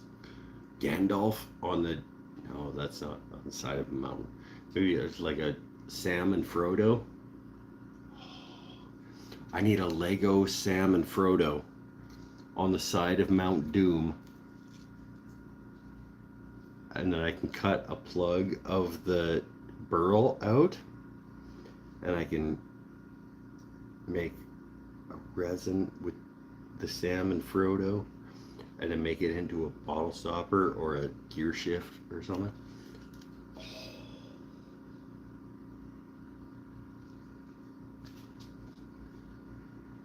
Get this bit protruding into the burl. I need a Lego Frodo and Sam to put up here on the edge of Mount Doom. Oh, that's gonna be rad. That's gonna be rad. And I'll just cut a big plug out of there with like a 2-inch hole saw and have them on here. And then the rest of that doesn't matter.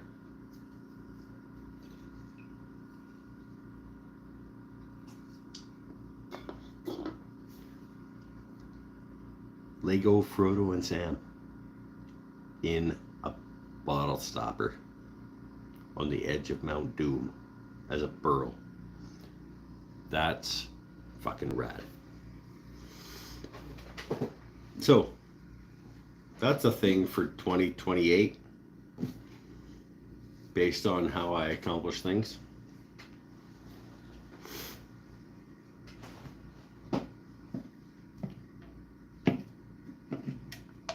I'm going to go back to my open Smithwick's red ale.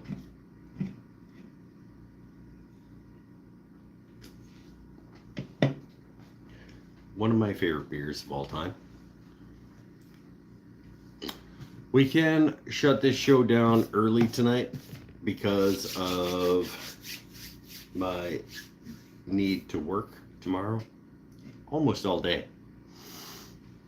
So we don't need to run this show for 3 or 4 hours, but we can hang out for a bit. I do have a guitar over there. I had a really good jam on Monday with the band.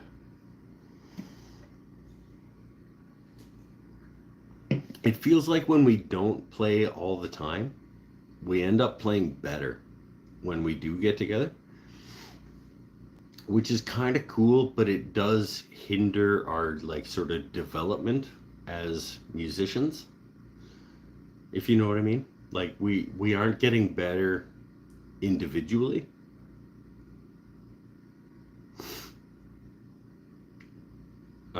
As musicians, because we don't, like, I'm the only one who ever plays anything outside of band practice night, and I'm not really getting better by doing that. But when we don't play all together all the time, we don't improve. But when we stop playing together, the next one tends to be damn ass good. And I don't really know why, but it feels like if we take a month off, the first one back is always really, really, really good.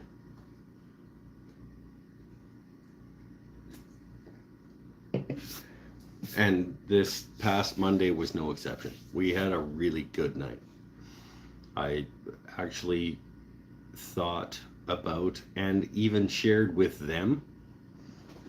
I think I was pretty drunk, but I think I shared with them a couple of the recordings from that night, and it's really quite good. If we had a bass player, if we could fit a bass player into that room and recorded things nice and cleanly from individual instruments, they would be releasable as music people would listen to. Oh, I'm feeling tired suddenly. Yeah. You go back and you play with your bowl back mandolin. You play, you can get underneath it with your fingers to like feel the bottom end of that bowl. It's nice and smooth.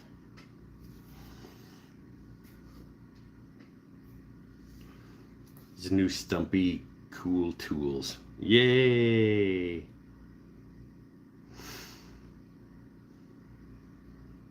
I just don't get it. I just don't get it. Like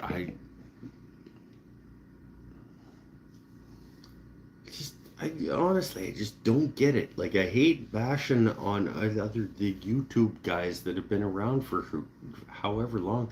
I just don't understand why hundreds of thousands of people listen to Stumpy Nubs. They have never seen him make a piece of furniture. He has zero credentials for them. But he has millions of subscribers, so he must be a good place to get information from. You've never seen him make anything. You know that he's getting paid by companies to say positive things for their stuff. He sounds like a scripted fucking robot when he says things, and he still makes thousands of dollars for putting out a video about a random tool. Like, I just don't get it. I'll probably never get it.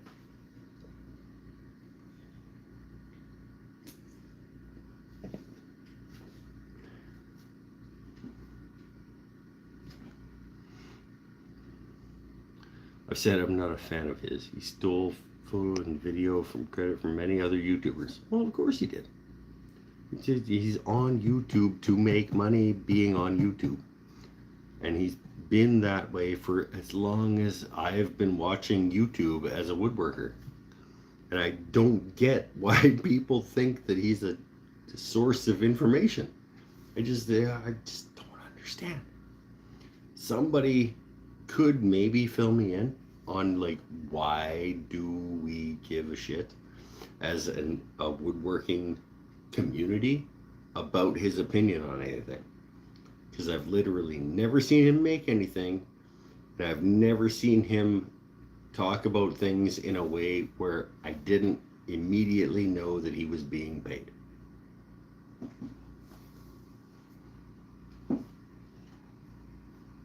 So and he could literally, he's like Matthias Wandel. He could just like put up a video where he just like farts and says like, well, let's check the dust extraction, and he'll make thousands of dollars from people watching it. Like, it's just nonsense.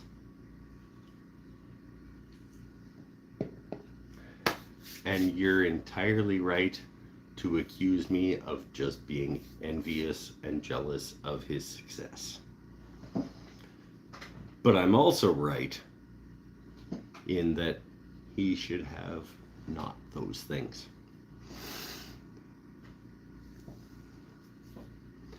Everyone has started calling his channels like his tool dealers. I mean, yeah, but he's like, if you put out a video of nothing and you make thousands of dollars. And I'm not saying that I also wouldn't do that. I promise you guys nothing. If tool dealers come to me and say like, we will throw thousands of dollars at you to do what he does, I'm probably going to say yes. But no, you know what? I lied. I'm probably not going to. Because I'm gonna have a problem going to sleep. And I'm gonna think on it for a night, and I'm gonna have a problem going to sleep that night, and I'm gonna go back to Harvey, and I'm gonna say, you know what? Eat shit. I don't want to do that for you. And I would rather live on the streets under a bridge. I'd rather be homeless under the bridge than hawk tools I don't believe in. But thanks anyway. I don't know. I'd have a really, really hard emotional problem to deal with.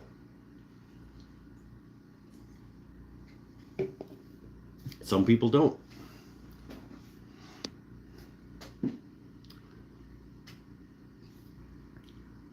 We're addicted to consumption and love watching advertisements. Yeah, we all love advertisements.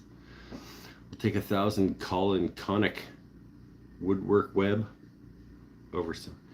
Woodwork Web, I think, might be just down the street from me. I think he's an old guy just down in Courtenay. I just found out about this guy like not that long ago, and I think he's just a guy down like maybe a half an hour from me.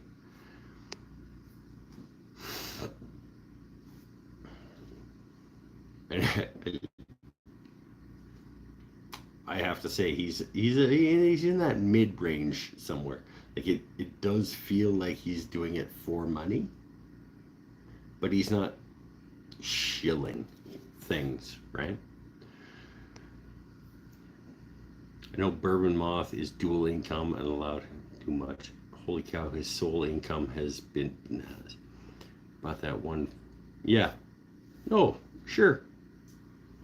Like I like I said, I don't blame anybody for taking the money from.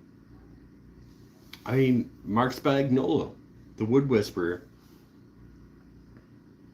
15 years ago, got a sponsorship from Powermatic as like an internet influence. He was probably the first of the influencers in the woodworking community on the internet, and he got a full shop full of Powermatic tools, and he had a long running agreement with Powermatic, but he never felt like he was trying to sell you them. You know what I mean? That's the difference.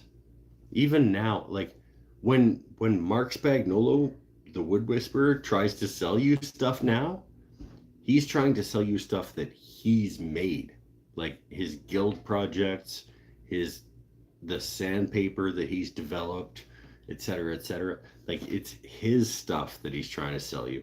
It's not I'm getting paid by company XYZ to sell you this shit.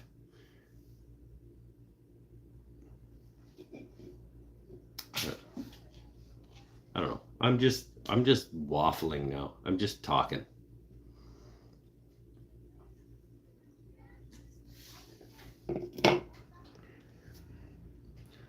It's been at a long time. Yeah, Mark makes dramatically less money, and he has kids. He said in the podcast, his wife has to work, and they have a budget they max to move.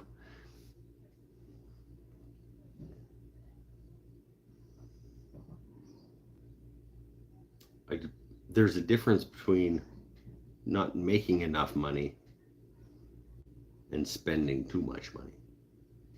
So, but I agree. She was teaching at the elementary school, or like substitute or TAing or whatever. But um, his part of living in Denver as a high cost of living region, but he still had like a $4 million house. So I have a problem.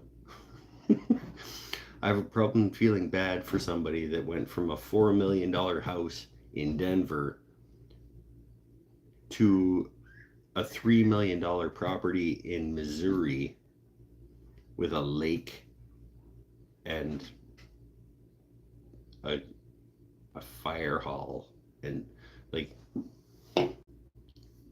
it's, you know what I mean? Like it's hard to, he's super real and he's super honest, but come on.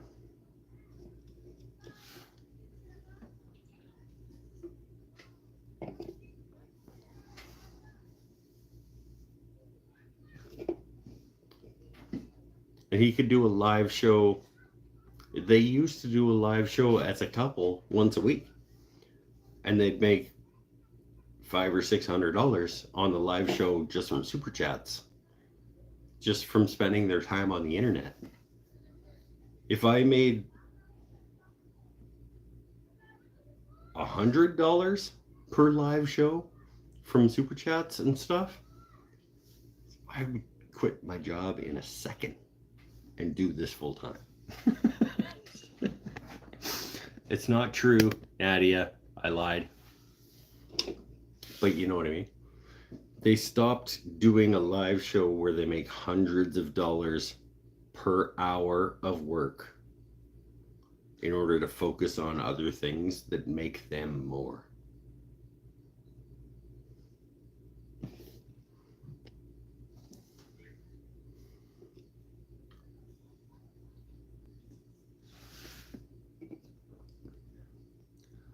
gotten free tools, but the agreement I'm okay with is I will use and link them, but not talk about them.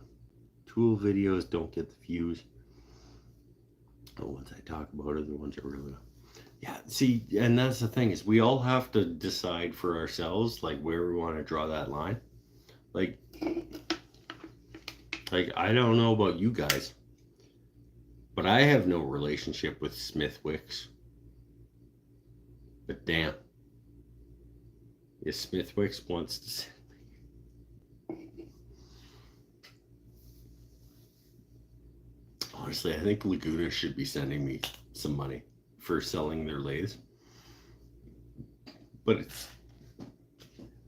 it's not a thing. It's not why I do this. I do this to build community and inform and educate people to an extent. And that's it. This is never going to be my career. Smittix. Are you... Sorry, Tim, are you talking about Smithwick's?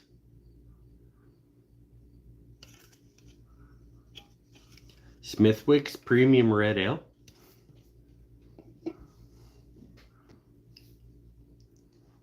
I just really like bothering him with the pronunciation. Drove by Corona's place last week. Cousin lives across the street. Literally see their roof in his videos. I think about the price of that place often. I had okay, this is gonna be pretty weird. I had a dream about Matt Cremona last night.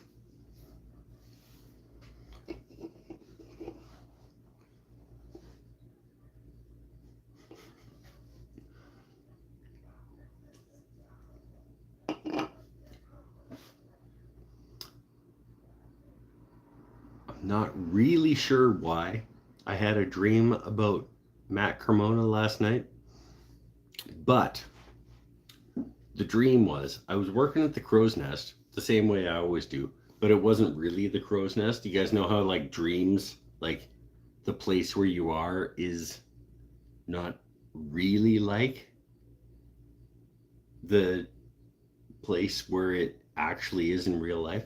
So I was working at the Crow's Nest, but it was kind of more like a hardware store. And Matt Cremona showed up and he wanted to talk to me about glues. We were talking about adhesives and how he had this problem that he was dealing with these joists in his house. How he wanted to like fill some gaps, but he didn't really want to get up there. And so we're having this conversation about different ways to go about like dealing with this situation. And I'm like, I'm talking to Matt Cremona. Like, why didn't you just fucking do it properly? And I think at one point in the dream, I even said to him, I'm like, you're Matt Cremona. Like, why didn't you do it properly? And he was like, dude, I just wanted to not be in front of the camera. And I just couldn't bring myself to do it properly because I wasn't in front of the camera. And now I'm trying to find some glue to like make the thing work. I'm like, shit, dude, you're one of us. I was like, oh, that is rad. So let's find you a gap filling glue, like whether it's a construction adhesive in a pump thing to like get your joists to come down to the floor or whatever. And then all of a sudden the dream shifted to him outside after he's bought his glue that we've been talking about, and he's got like a little red Honda Civic type vehicle with sort of a trailer, like essentially a flatbed trailer that you could basically get like a ride-on lawnmower on. Like it's that size trailer, like maybe 10 by with ramps. And I was like, why are you driving this? He's like, what do you mean? I drive this all the time. Because keep in mind, this is a dream. And I'm like, dude, you don't drive this all the time. You're like log truck with the things and you're pulling logs out. And he's like, nah, this one's fine. Like, okay, so you got like the Honda Civic with a little. Why does your Honda Civic have a ball joint thing?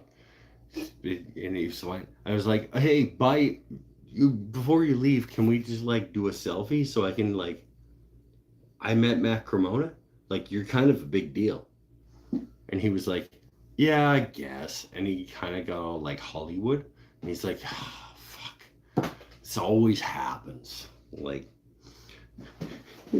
he's cool. Because up till that point, he was just like regular dude. And I was like, hey, like, I know you from the internet. And he was like, I guess. Like, I'm like, no, I just want like a selfie to say, like, hey, I met Matt Cremona today. Whoop, whoop. And he's like, and he got all like George Clooney. Anyway, nobody cares about this, but I'm talking about my dream from last night. So I'm like, and I try to take a shot, and for some reason my camera wouldn't click, and it wouldn't take the selfie photo of me and Matt Cremona. And I was like, can you just take one from your phone and just like send it to me? And he was like, oh, so you're trying to get my number? And I was like, what? He's like, oh, you want me to send it to you so that like now we're friends and you like stalk me or whatever. And he got like really aggro. I'm like, dude, I just wanted to take like a shot of like you're one of my influences in woodworking. And he was like, you know what? Fuck this. And he took off in his Honda Civic, his red Honda Civic with his little like flatbed trailer thing. And he like took off the street and tore around and like beelined it at me. And I had to go like dive into the bush while he like ripped off. I'm like, dude, like Matt Cremona's a huge dick in my dream. I don't know why. Like he's a really, really good dude in real life. Why?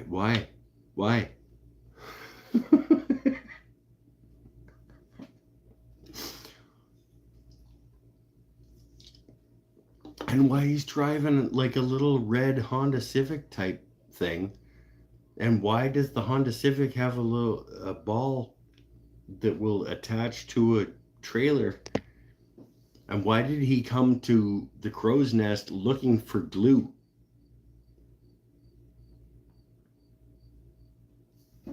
It just, none of it made sense. But I was like, I don't feel like Matt would be that way. Like, I think we could be friends.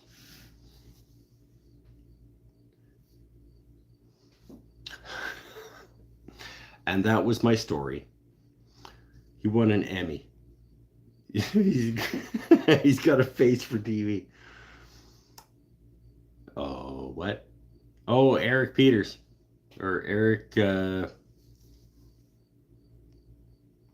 that's a very attractive dude, and he did win an Emmy.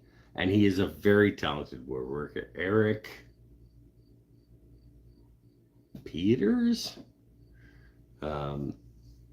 He shares a shop with Amanda Russell and I don't remember. Yeah, he's a very, very talented woodworker. And he has exceptional video editing skills. Or he's paid somebody to do that. If you guys don't know N. Curtis, absolutely check him out. Just had a flashback of a time when I dreamed about Scarlett Johansson. Camera phone, yep.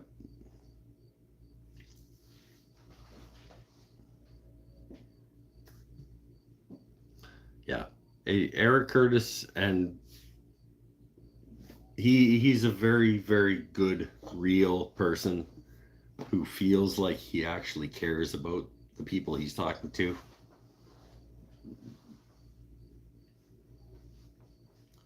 He's obviously, we're all doing this to promote ourselves and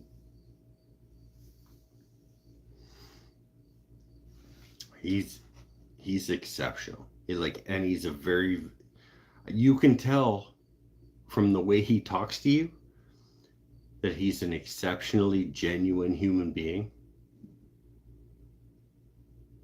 And that's worth something. It absolutely is. Beer.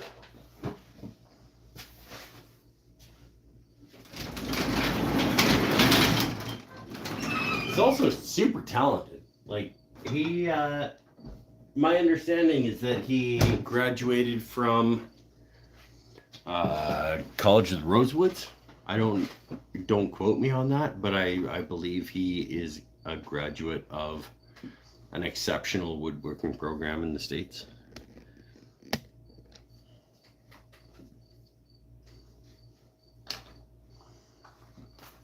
I think he's an exceptional value in the woodworking community in terms of like how he relates to his audience and teaches them skills and talks about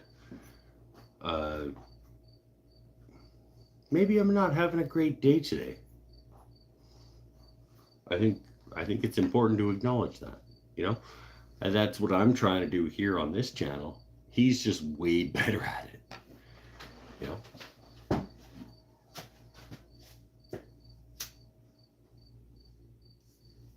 Hey, but basically, Eric Curtis is what I want to be on YouTube. But he's just like a way better woodworker and a way better video maker. So,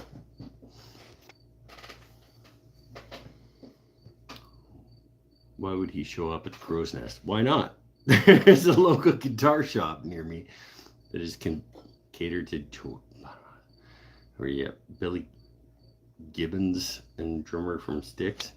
Sure. But like I think in the dream, Matt was like looking for adhesive to fix a problem in his rental property that was close by. And I was like, oh my God, I didn't know you had a rental property nearby. And then he got all weirded out because I knew who he was as like an internet guy. And so he like was trying to act like just general contractor. And I was like, no, dude, like you're part of my influence for being like a woodworker. Like you got me into making fine furniture. And he was like, he started like getting scared. Like, oh, people recognize me. Which is totally not how he would work.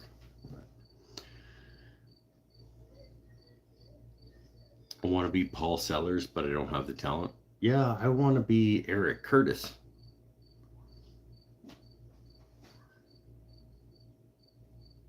Or Matt Cremona. Like with a giant bandsaw mill and I just like run slabs. If I could make thousands of dollars just for cutting slabs of wood on my bandsaw mill, sure, that I would absolutely do that. Every time Matt makes a video of him cutting slabs of a tree, he makes thousands of dollars. If I could do that, I would do that. But I like Eric Curtis as I think if there's anybody on the internet I could be, it'd be him.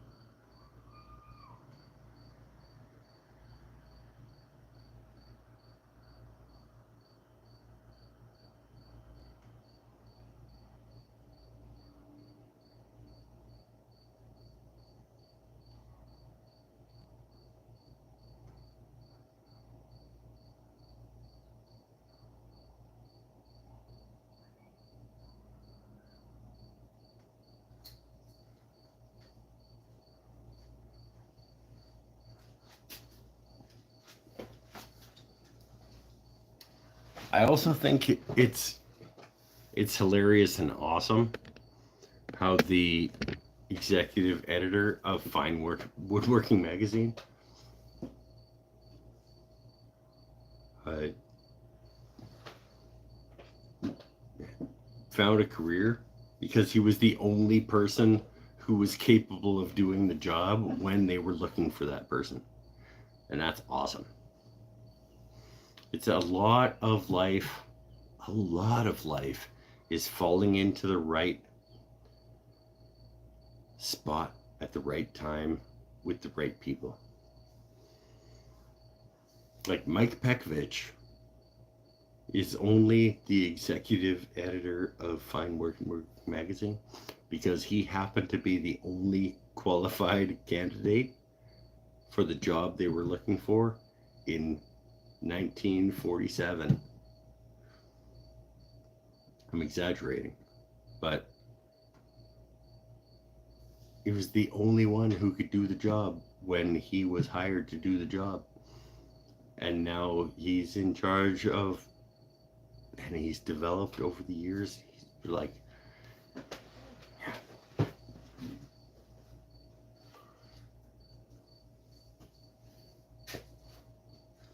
anyway, maybe we'll starting to feel a little bit.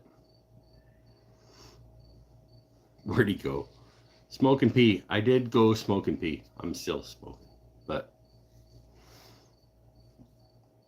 constantly impressed by how many articles are Megan Fitzpatrick. Yeah, Bob Wood maybe thousands. Yeah, we have a huge resource of amazing woodworkers. Chris Schwarz is obviously, he's got his own cult going on, which is not an, I don't mean cult in a negative way, but like Pekovich, Megan Fitzpatrick,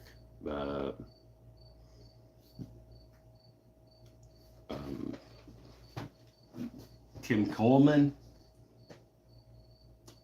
There are a lot of modern furniture makers that have a lot of impact.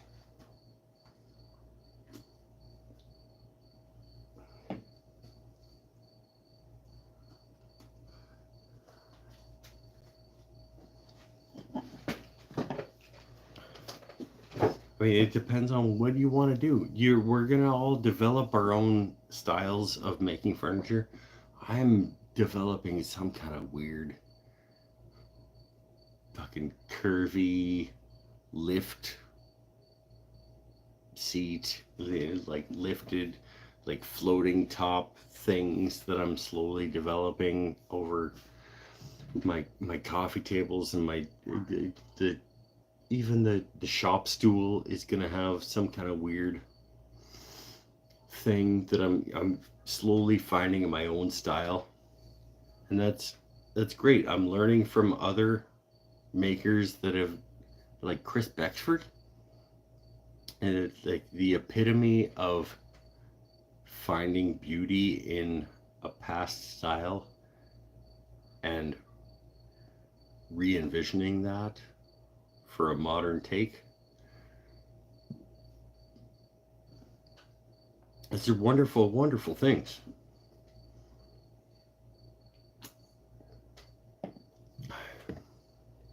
If you listen to, there's a really good fine woodworking podcast episode with just Ben and Tim Coleman, where they talk about like his development and how he got super lucky. Just like at the time, I got super lucky to slide into a partnership with this guy, and rent was cheap and blah blah blah blah. I don't think it's really a reality for people anymore,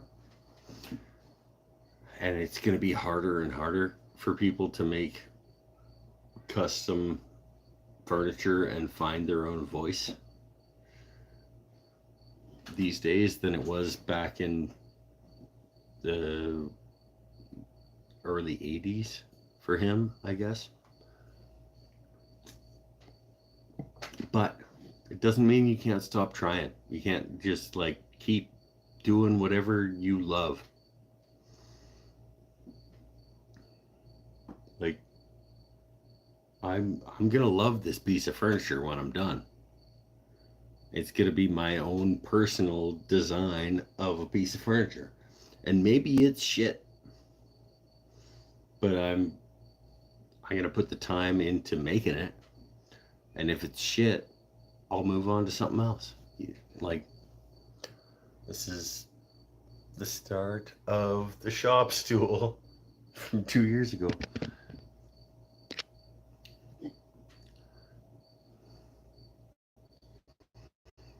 Bex chatted with me on Instagram a month ago. Oh, what? I asked about how he did tenants weeks earlier, and he said he caught up with responses.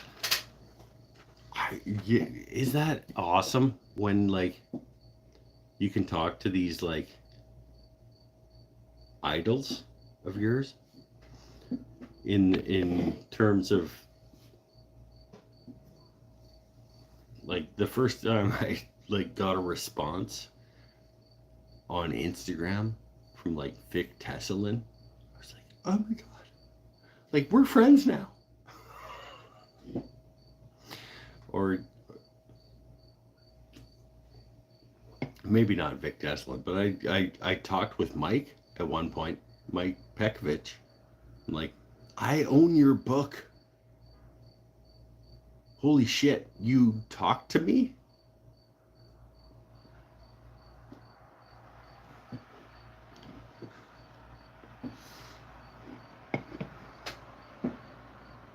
But hey, we're all, like I said, we're all on our own journey.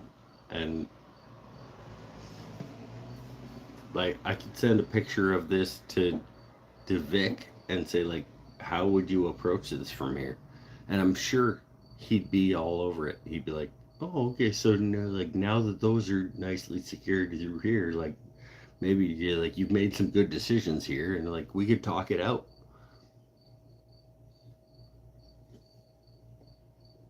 Because we all want to just share our knowledge with each other.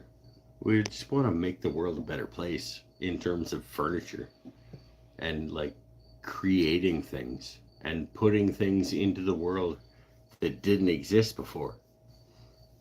And that's not just with furniture, that's with my art.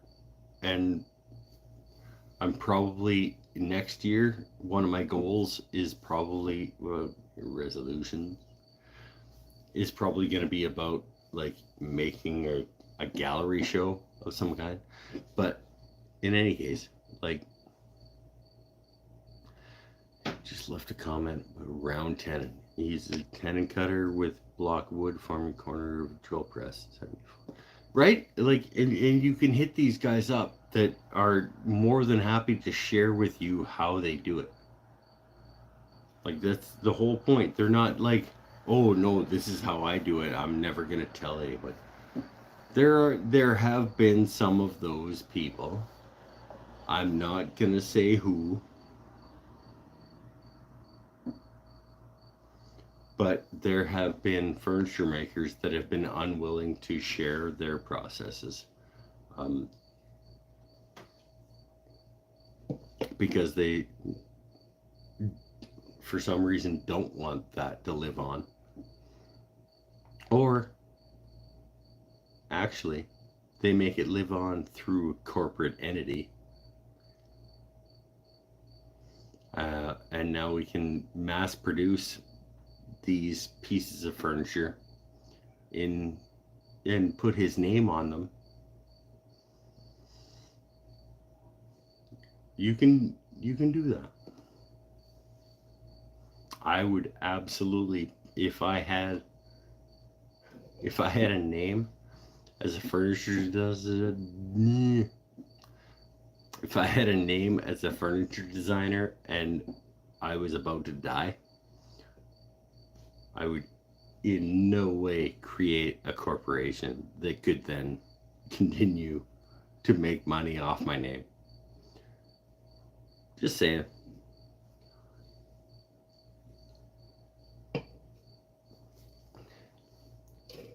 And then they sue people for making things, and it's just anyway. So we all have the whatever reasons we do for making things, and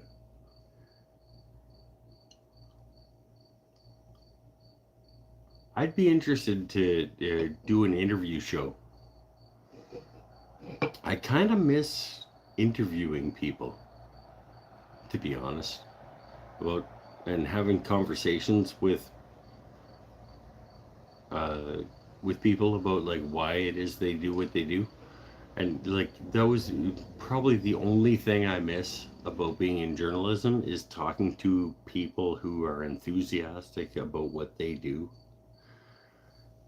and why they do it, and then translating that for the general public. But and that's why I tried to start a podcast, but it didn't work. We call them podcasts, Mike. Yeah, I tried to start a podcast.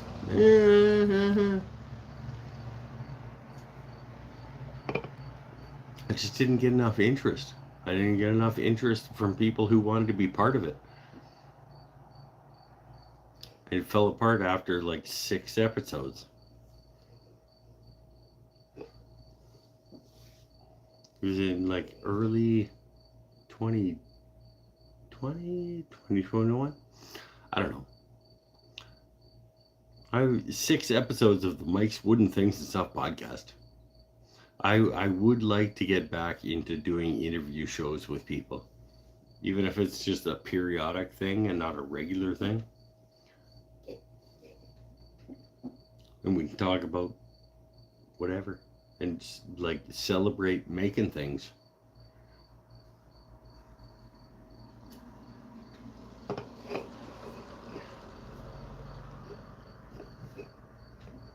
Waldrop's here. It's about fucking time, my friend. God.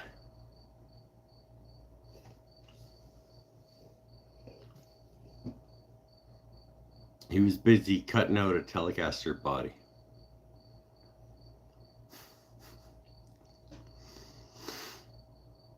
Steve Ramsey had OnlyFans Girl on his creative podcast a few days. Sure.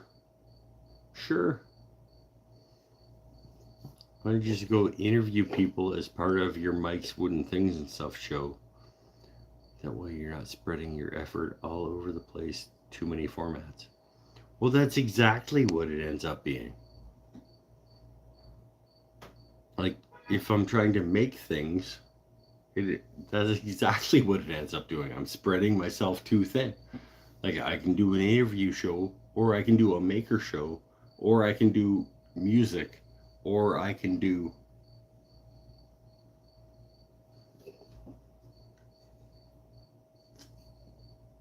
it'd be great to do like a maker podcast where I can just interview people about like what it is that they love about making things, and it'd be a fantastic podcast. But that takes time away from me actually making things in the shop, even though I don't really make things in the shop anymore. But it also takes away time from me wanting to make music, wanting to make pancakes, whatever, you know. I only have so much time in my life. I need to distill things down into like what it is that's going to be important.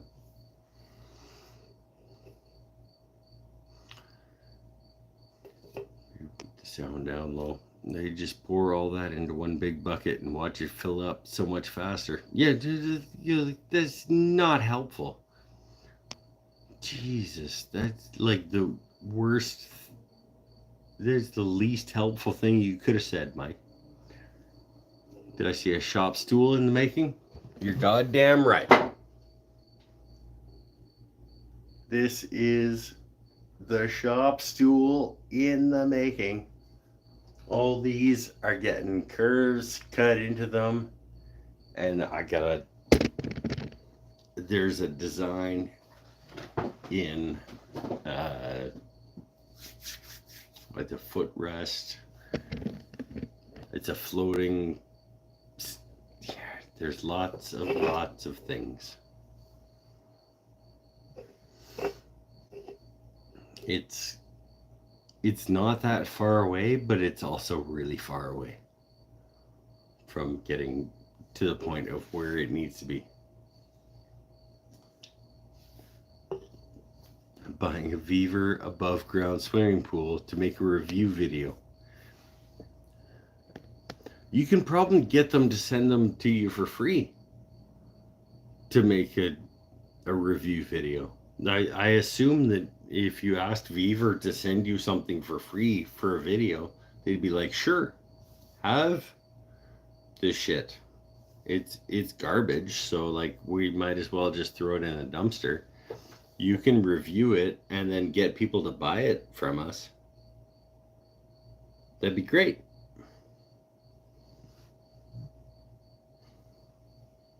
It looks very strong. It is actually very strong. All of those corner joints are like, I don't know what they're called.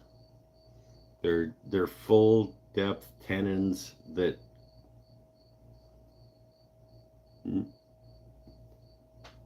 go like that into the leg.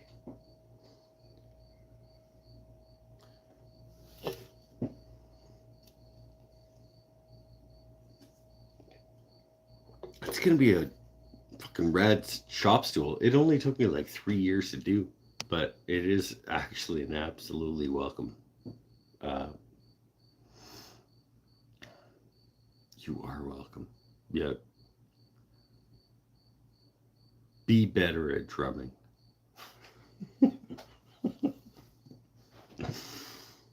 I wish I could share our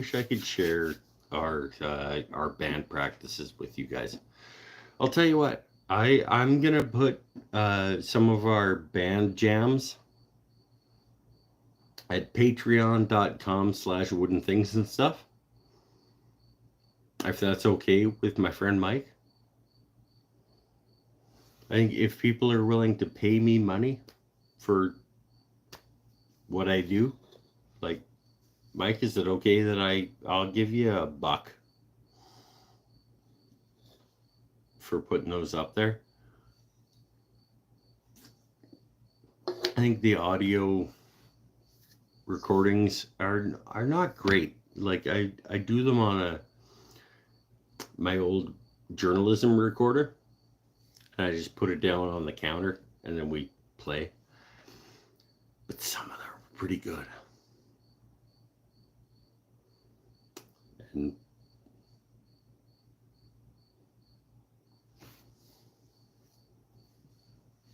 if you guys want to hear what we sound like in the garage, it's a pretty good representation of it. Job worth doing is worth doing well. It's not a through tenon. It's one of those, like this one. Yeah, I can't do it with my fingers, but like this one goes and they meet in the middle like that in crossing. I could take it apart and show you. But I have 2 guitars to finish tomorrow. I have 2 guitars to finish tomorrow also. I'm not gonna, but they'll be done in the next couple months. I'm not saying be better. I'm just saying if you want to do interviews, do them on this channel. If you want to do podcasts on this channel, do you. Blah, blah, blah. I would love to do an interview show on this channel.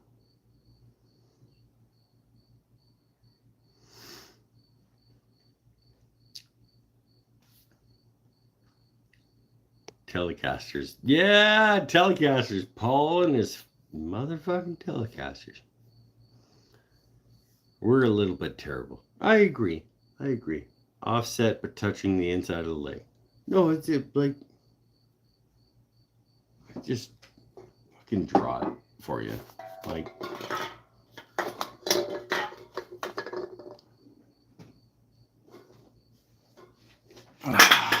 God, it's not that fucking complicated.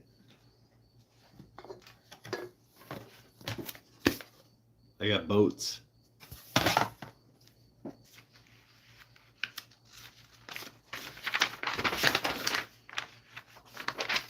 That's no good. That's no good. That's no good. They're all double-sided. Hey, free side. Okay, so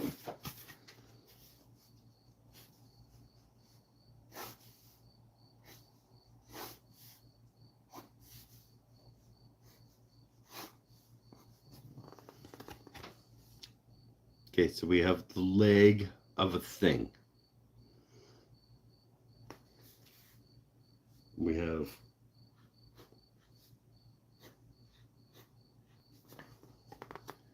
now we have mortises going into either side of those legs, right?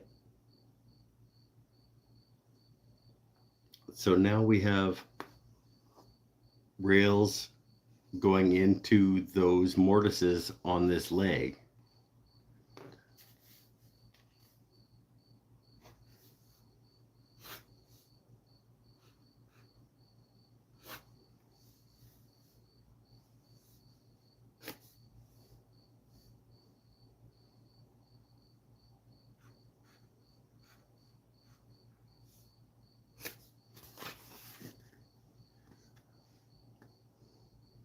So now we have the opposite sides of these rails. So this one is going to go into here with that being full depth, and this one is going to go in here being that full depth, and they're going to meet in the middle. I don't know what that's called.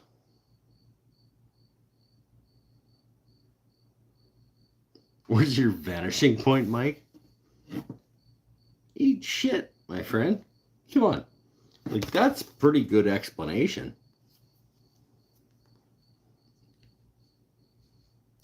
This guy goes in here, and then this matches up with this inside this leg. I think that's a pretty good description. And that's what's happening inside all of these legs. God, you guys are so mean to me.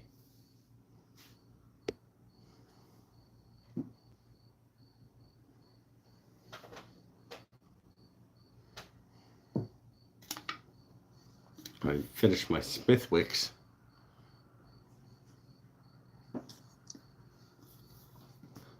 Smithwicks makes a pretty good beer. I'm going to say Smithwicks a few more times just because it bothers you.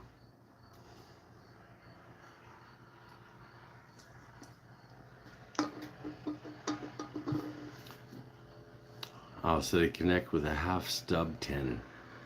It was like mitered inside. I was like, no, I'm not about to do like a 45 where they meet. I just literally, I'm going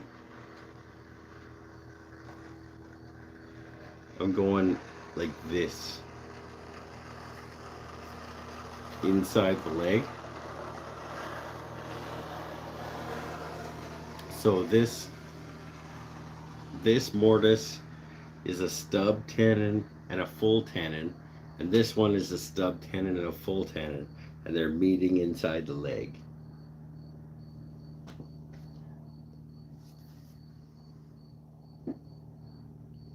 Did he draw cheese?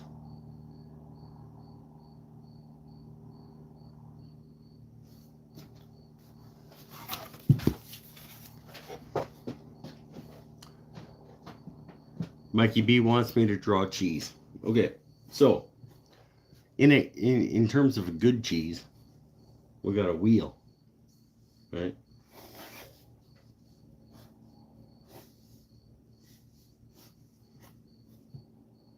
So we have a wheel of cheese right there. And then if somebody is going to cut this out, We got ourselves like a wheel, yeah, and that could be our chunk of Parmesan that we got from the grocery store, from the cheap garbage cheese place.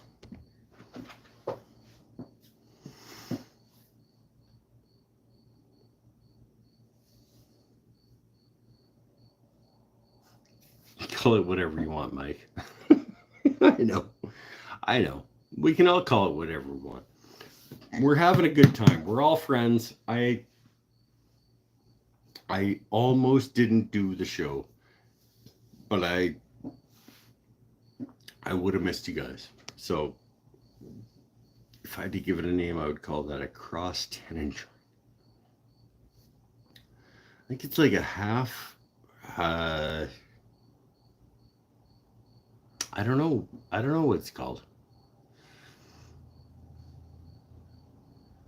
Let's look at it.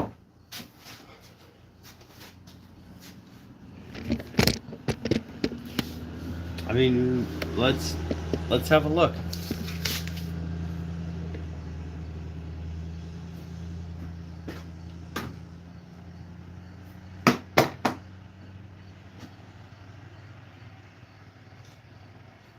We got a mallet. I don't want everything to fall apart, but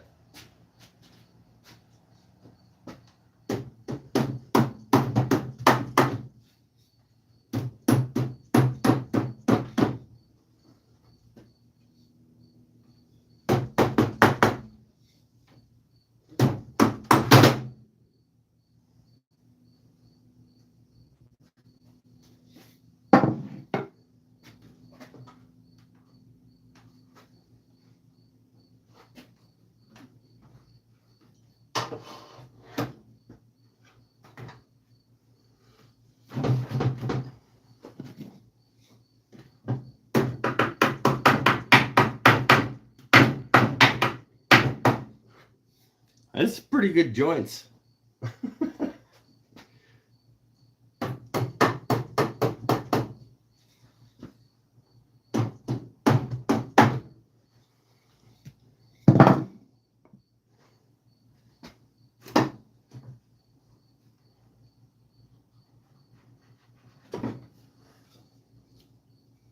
Okay, so each of those,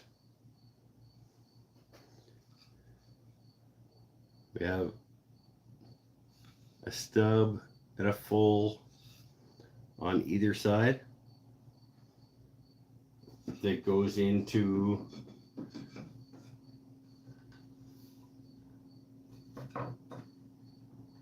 the opposite of that. The opposite of that on all of the sides. So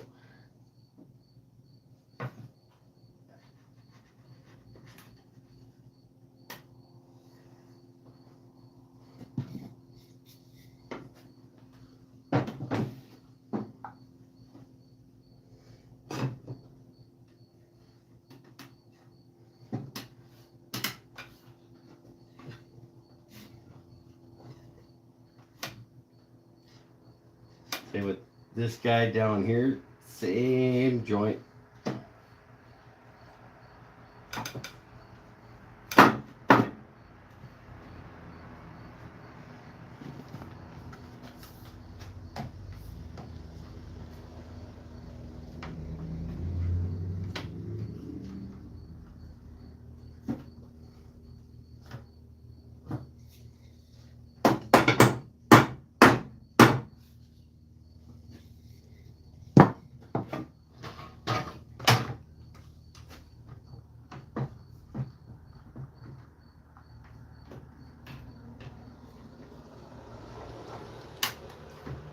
So all of these joints at their 16 places are all half lapped.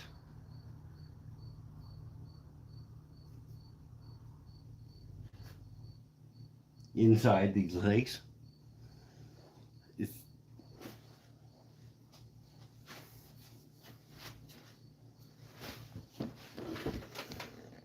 don't know how else to explain it.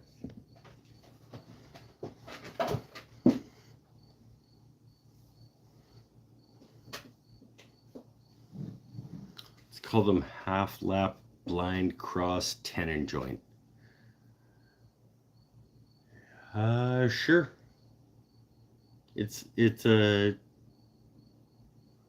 tenon joint that half laps inside the leg of the joint.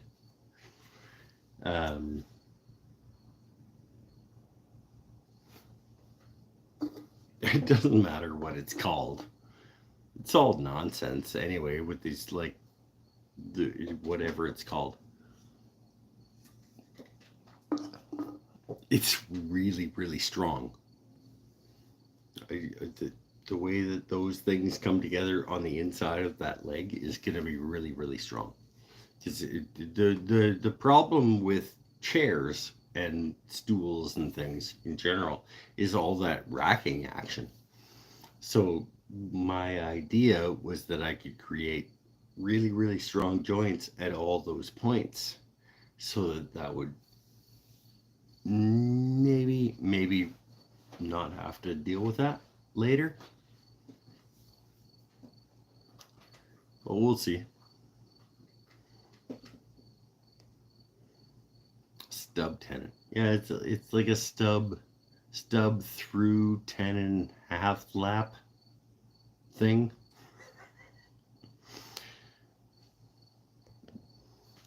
What are you gonna do with 3 shop stool? The one you bought, the one from work, and this one? Yeah, burn them in the fire pit as a celebration of me finally having my permanent shop stool.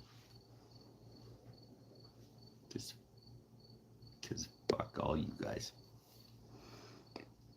Most people stagger the perpendicular tenons so they don't interact with the tenon at 90 degrees from each other.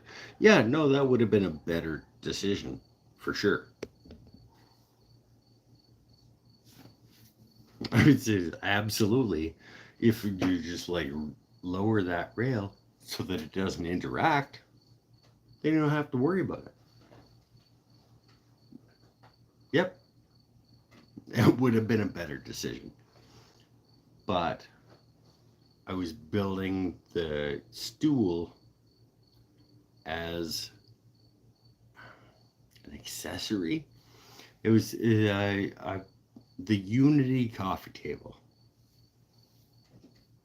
The Unity, harkening back to earlier when we were talking about like defining your own vision and like finding your own space in furniture making.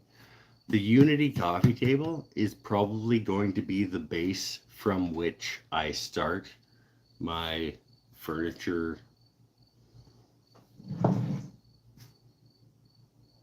empire. So designing furniture around that design is kind of where I'm at right now. So whatever it takes to design my furniture around that curved legs, floating top,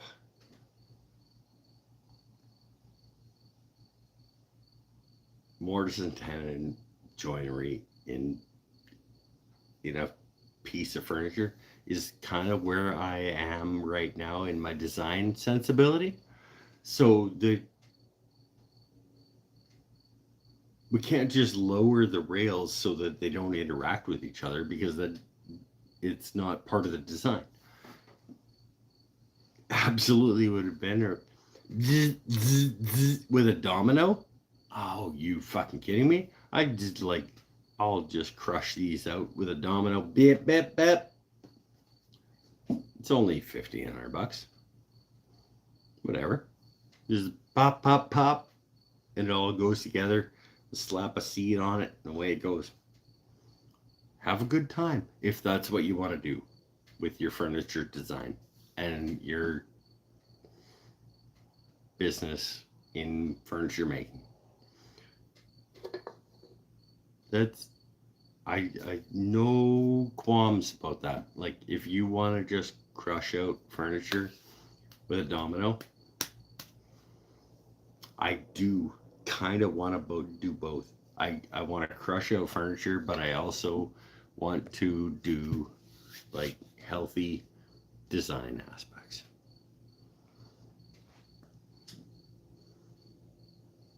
I have a biscuit joiner. I have no desire to buy a domino. I just think that domino as like I don't have to. I cut all of those mortise and tenons on my table saw. It was not fun. I didn't enjoy it, and it was absolutely not efficient. So if I could zip into a domino to make that a lot more ideal, instead of like cross hatching things together inside a leg, like there's there isn't a debate about how that's a better idea. Like it's not. It's oh no, the domino is just a way to like cheap things out. It's not cheap things out at all. It's $2,000 to make these things more easier to do.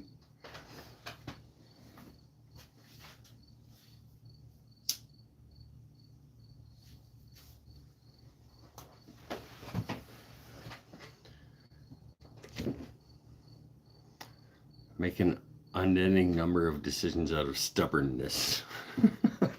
I like that. Recently wanted something to interact with the person in a way that's way more work. Want a domino, but it's so incredibly far down my list. Yeah, the domino is like maybe 3 or 4 things down my list. Drum sander is probably the next one, but I don't think I'm gonna upgrade anything before I domino, because it honestly it does it like, because I'm starting to get, I don't want to toot my own horn, but like I think I could make decent money with my name in the community if I could do them a little cheaper and a little quicker without compromising my own design stylistically. I can make Unity coffee tables for a little bit cheaper for all the Richie Rich. Like let's take as much money as we can off the people who have way more than they should for doing nothing. So anytime we can just like sell them a piece of furniture for more than it should cost, we should absolutely do that.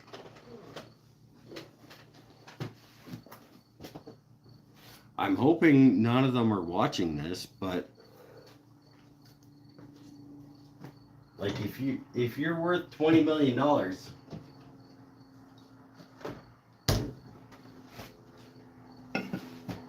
I'm gonna be honest. If you're worth $20 million, your coffee table is gonna cost $8,000 instead of $2,000. It's just that's how it's gonna be. I've made custom furniture work for people, and I've charged them not quite enough money. But if you come to me for a custom piece of furniture and you're worth billions of dollars, your piece of furniture is going to cost more.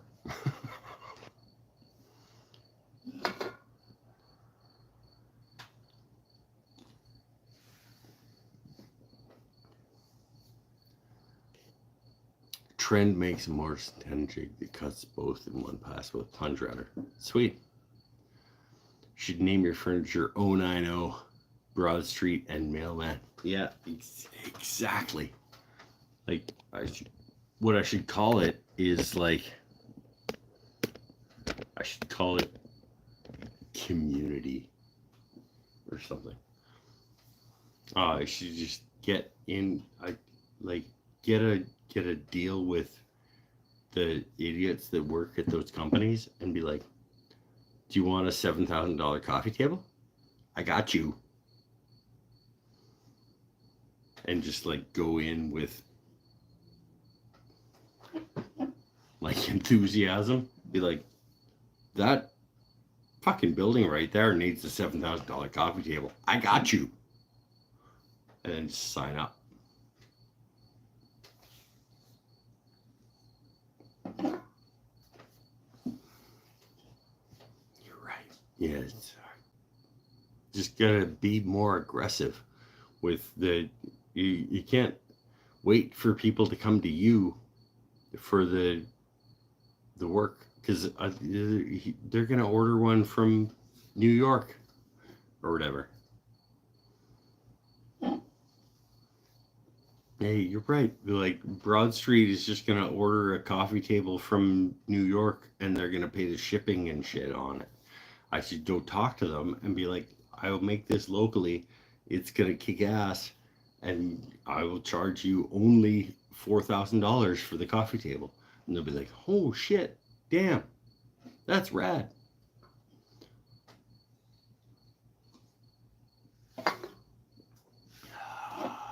God,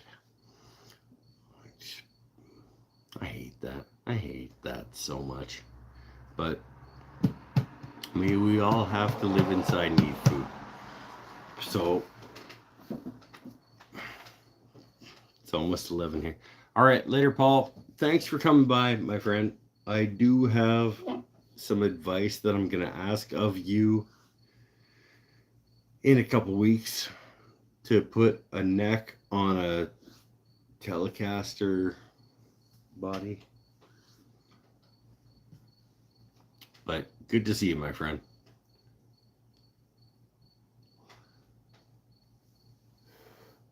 Oh, now he's just smoking live on the show. So it doesn't even fucking matter anymore. Do a live edge walnut coffee table for $3,000 in New York. See, this is what I'm saying. Like weird, like these companies that have millions of dollars to spend on furniture and whatever. We need to, as custom furniture makers, we need to find our in with them, right? Like, or it's same with like high-end designers that like some rich asshole says like, just buy me some furniture and fill my apartment or my condo. Those are the people we need to hit up and get in good with. So I know this maker on Vancouver Island that makes these amazing coffee tables. Like, sure, like, oh yeah, it's gonna cost you $10,000, but what the fuck does it matter to him? He's got $1 billion. He doesn't give a shit about his $10,000.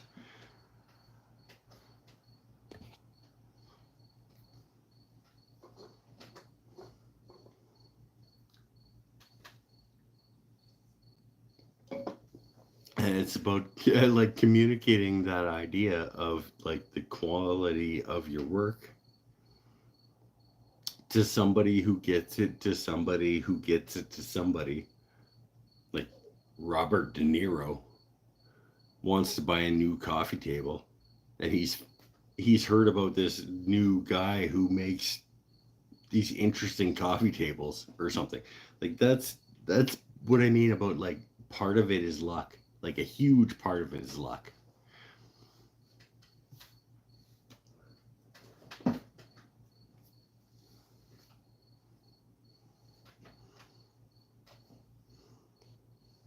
Who's your hypothetical him? It's Christian Bale, isn't it? Apparently it was Robert De Niro.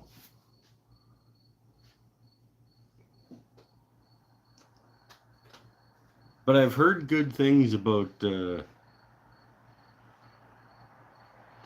super hot guy that was married to Jennifer Aniston for a while. Brad Pitt. I've heard he's a huge fan of like really high quality handmade furniture.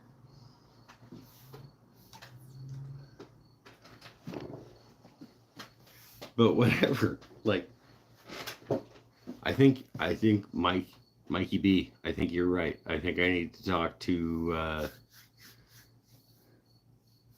what's her name? Uh, who runs the golf course and is Broad Street. I'm upset. I can't remember her name. Like we've talked numerous times. We're like almost friends. I wouldn't say we're friends, but like we've had numerous dealings. I find like she's got a hotel worth of furniture to fill. I should have been on top of that before the hotel got actually built. Can been like, yeah, no, I'll build you a whole shit ton of furniture out of the shit Douglas fir that I slagged off from. I could have got in early, yeah, but I didn't. Sure didn't. I was staying at a hotel down in Parksville one time, and I was like, why would they make all this furniture out of Douglas fir? That's just garbage. You're gonna have to like replace this like pretty frequently. But why wouldn't whoever made that furniture just keep making it? Like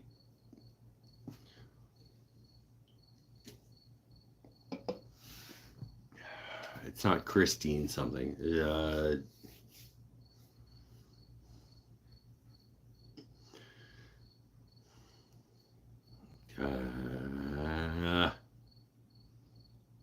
I don't know. You could Google it. You Googleize. It doesn't. You don't think I'm a good Googleizer? Oh, 4 Mike's Wooden Things Stuff points for who gets the quote from. You don't think I'm a Googleizer?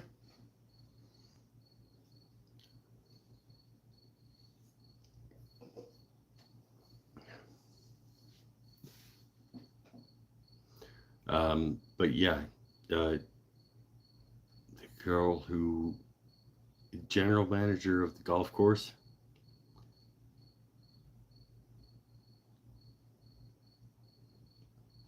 she used to be married to a mailman, but she's not anymore. But she still obviously has millions of dollars. So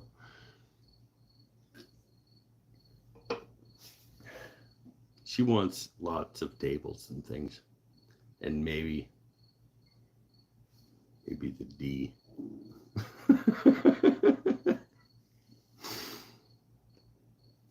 Anyway, need to accidentally drop some business cards in front of Faye's house. Dude, who's Faye's house?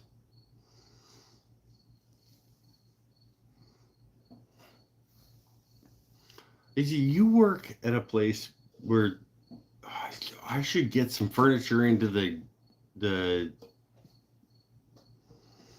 with Zumkeller doing post and beam work for like a Dallas oil baron.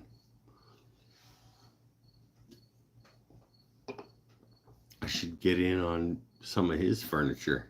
Like, yeah, you want a coffee table for $7,000? He's like, he doesn't even notice $7,000.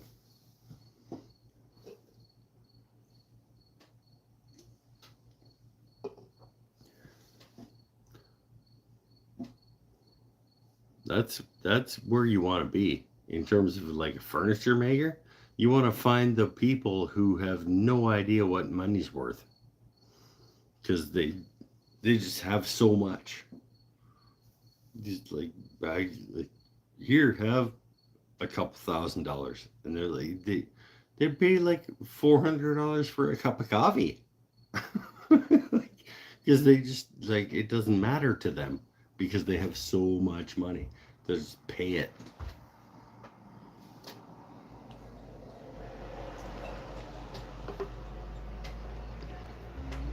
It's one of the big money people for a local developer. Faye's house. I don't know who Faye is, but yeah, the we'll talk and we'll try to get my furniture into the like just just doesn't make sense to me. It's like if you want a $40,000 coffee table, I will make you a $40,000 coffee table, and then you can tell everybody who sits at it that this is a $40,000 coffee table. Congratulations to you. It's a completely different world, but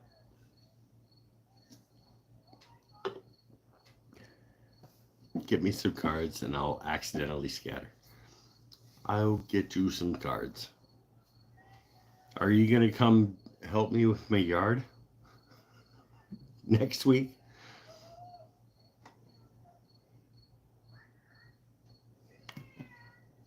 Wednesday night? We got to get this knocked down. But anyway.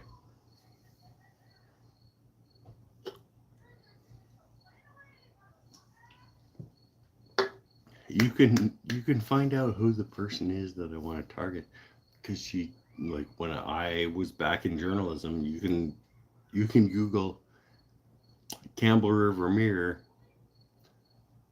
Sequoia Springs Golf Course and find out what's. You gonna rent a gas weed whacker? No, we're gonna use your dad's. You said you could borrow your dad's, and then Mark has one too. I've got the DeWalt battery powered thing, and we'll go to Seth's place and take his machete, his grandfather's machete, that will chop things down. I got a motherfucking hatchet to chop up a thistle bush.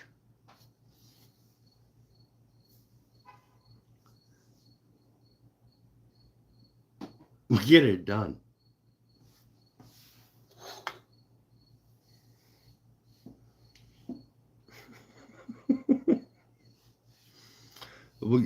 Gord would be happy to even come along.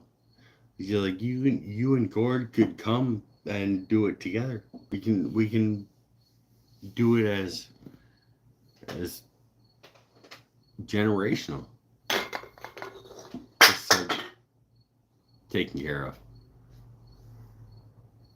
Maybe I'll call. He's like, I might have his number. I can be like, hey, Gord, do you want to come with Mike and like help us out with the yard? Because it's fucked. And he'd be like,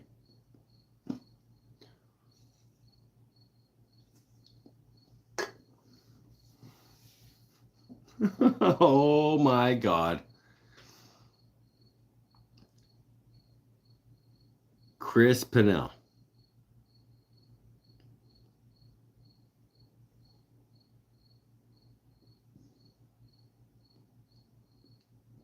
I don't even know what to tell you, my friend. Like,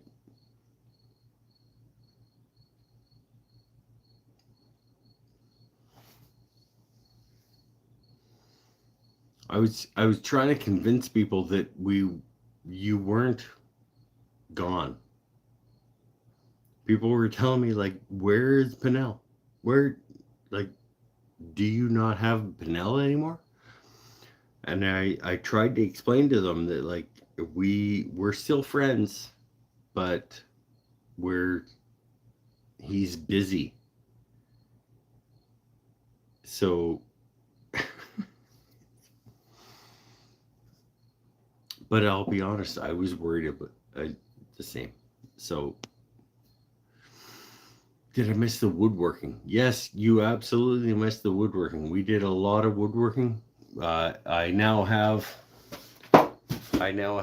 the shop stool ready to get all the curves cut in it.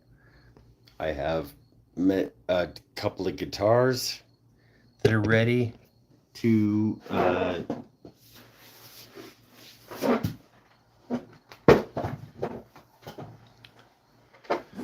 it's like you've been gone for months, my friend.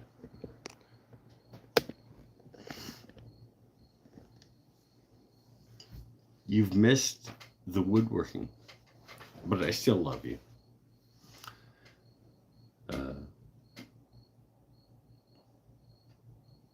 I also kind of want to get you to play bass for our band. I need a bass player. I don't really need a bass player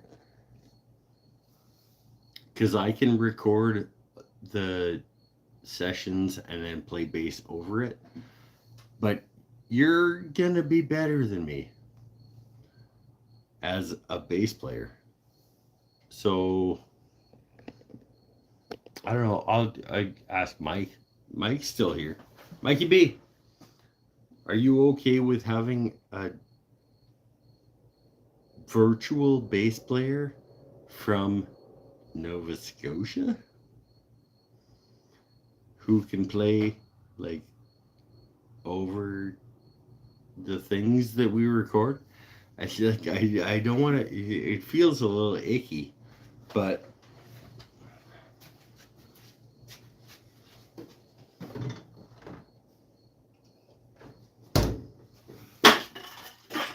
he's an actual bass player who plays every day in his office because he's not important to his job. So he basically he sits there and does spreadsheets for a little bit, and then he plays bass guitar. Ba-dum, bum, bum, bum, bum, bum, ba-dum, bum, bum, bum.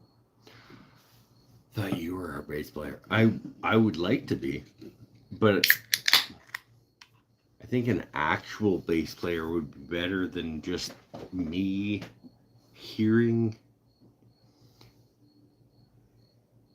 what I think the bass line should be. I would like to give it to somebody who could hear something on their own.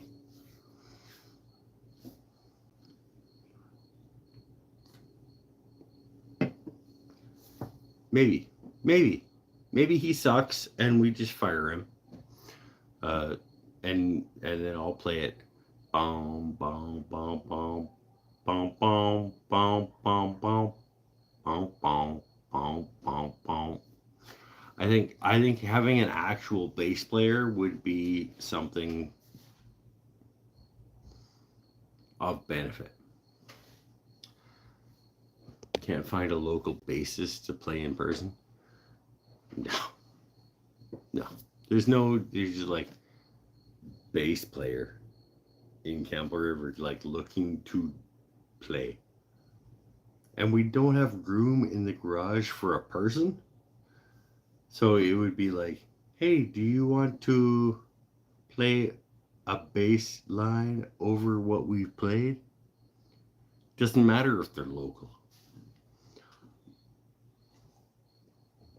And I think it would be cool if Chris Pinnell would play it for us. And maybe I can be like, nope, a little less there, a little more here.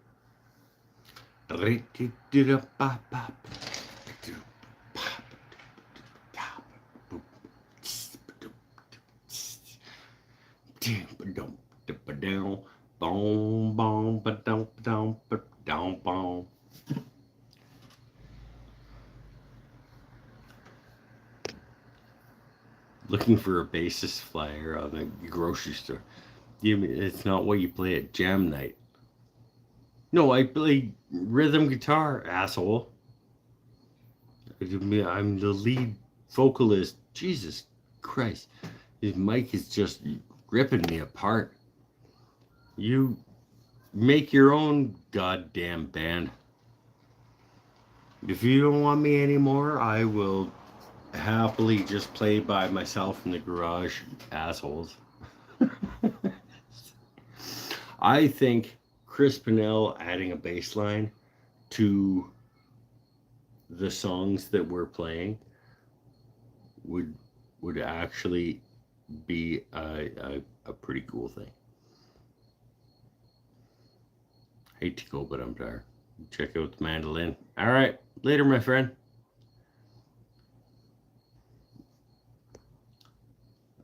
He's James Hetfield. I did make a band. I got some drums. You guys showed up.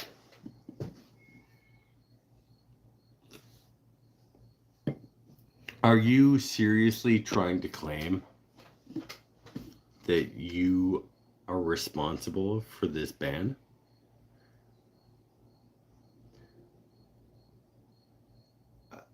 Because we're going to have a fight.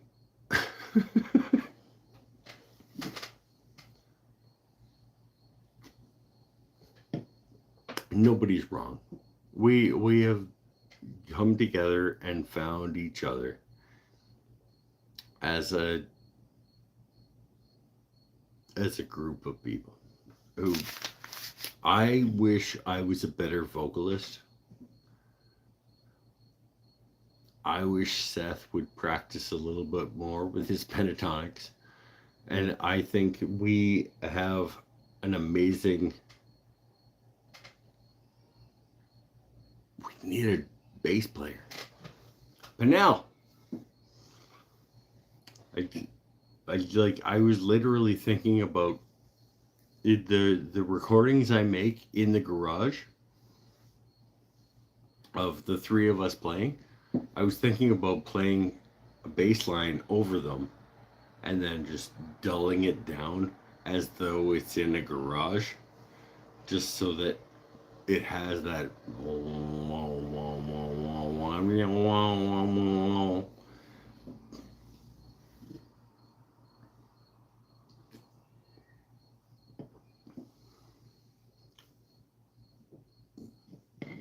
in any case,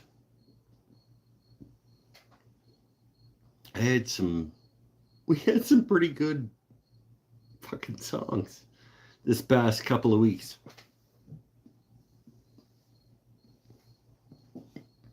Recording in the garage as well. Yeah, you go out in the garage and you can play your drum or your bass, and then we'll layer it in with what we've already recorded. And it'll still be garbage, but it'll be better garbage because it has a bass line.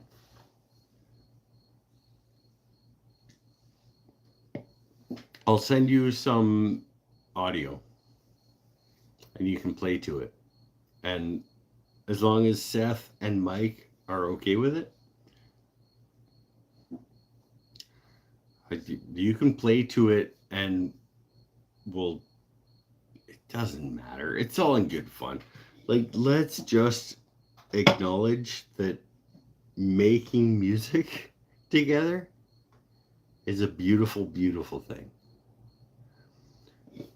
Pennell's wife plays beautiful, beautiful piano.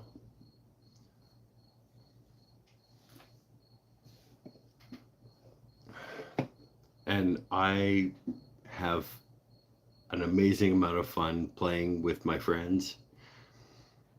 And we're not good, but it doesn't matter. It doesn't matter. We're having a good time and we're enjoying ourselves. And sometimes it sounds fucking great. And that's all we can hope for. And sometimes, once in a while, we can write something. I do have a few things.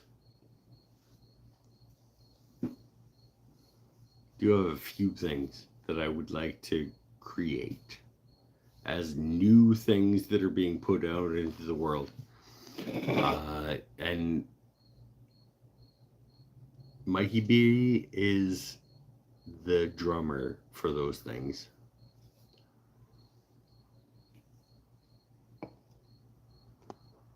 How many beers is he? I'm on 6.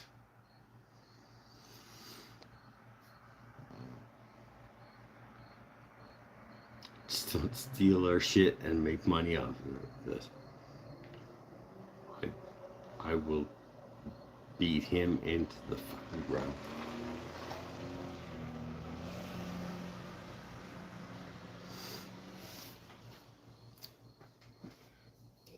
We're gonna wrap it up. Is it now? I feel like I'm getting close to grabbing the guitar. I don't want to do that.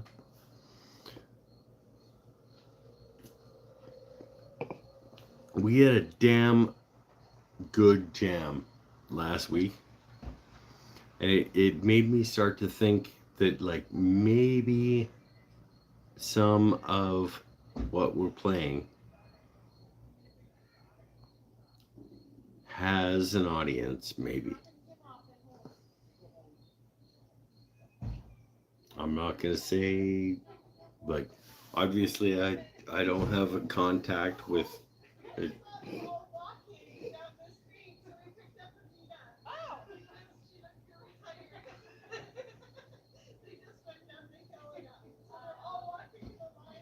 It's like really attractive ladies walking down the street right now.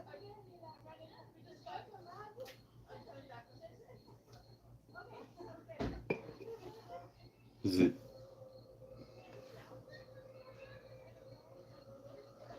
That was weird. That was super weird.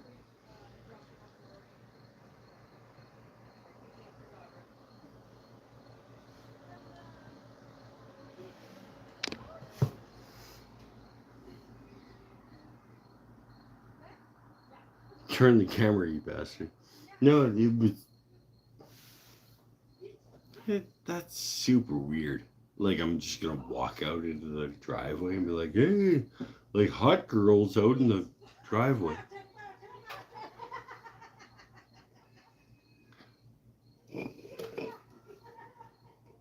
Fucking weirdos.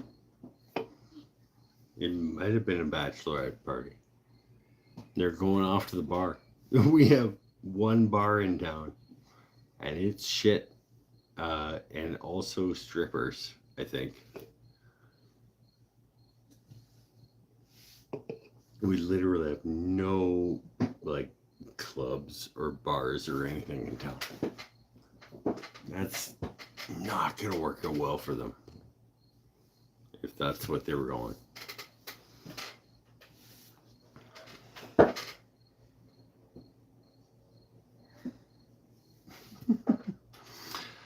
Oh, Pinnell, like they do, like you were people talking to you about you earlier, and they're like, "Oh, I miss his like sarcastic burns all the time, just like the sarcastic bird and digs." I'm like, yeah, no, I miss those too, but maybe it's the party that asked to draw a naked man at our studio. Was that tonight? Why didn't we have them there? Is it because I didn't want my dick hanging out and they were drawing it? Or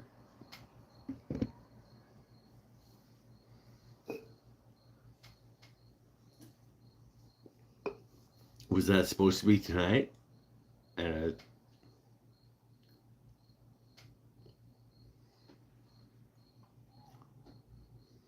one bar with a population of 30K. I think bar is a hard thing, but yeah, like we don't have club type bars. It was like a sports pub and the lounge at Moxie's. The casino has a lounge. That's about it. because no man want to do it for fun. The only ones I know are pretty serious about life drive. Yeah, and you have to pay them hundreds of dollars, probably. As well, you should.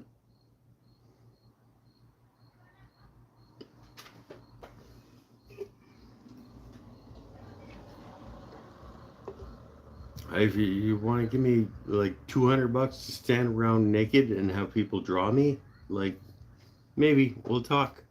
But be like the local HA, keep their business out of their business. Yeah, yeah, sure. Yeah, like if only we could have like fun places to go have beers.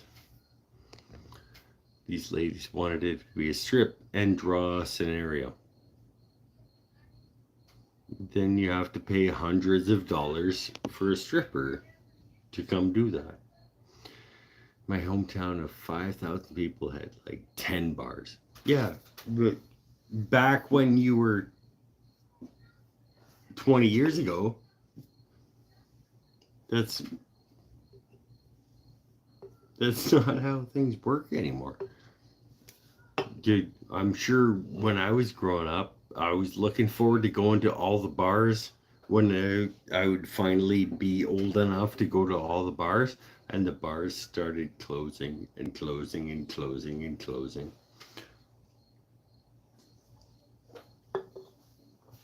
Because like, honestly, it's fucking stupid to go to a bar to do what? Unless you're playing pool or darts or hooking up with sex and whatever.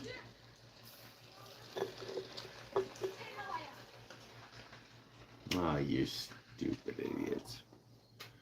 Yeah, like 14-year-old girls trying to do TikToks out on the street. Yay! But whatever. Watch bands. Oh, live bands. Live bands. Be so awesome. I'd so much love to have live bands. If heaps of bands to play the pub circuits would be fucking rad here. Like we don't have bars, we have pubs, and the pubs are shit. But they could be not shit by bringing in music and have a guy playing music, and they pay him actual money as an artist and support him, and then people could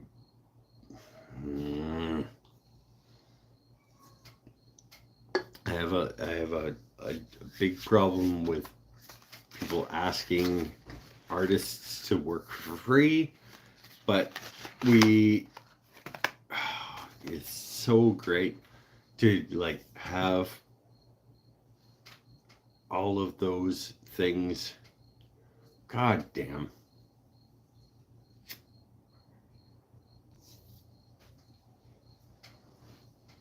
Apparently I'm just gonna smoke on the show now, so fuck, whatever.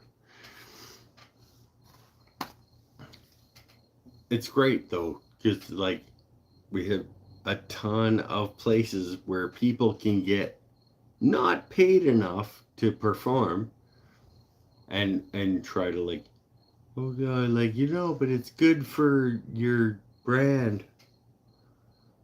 Like we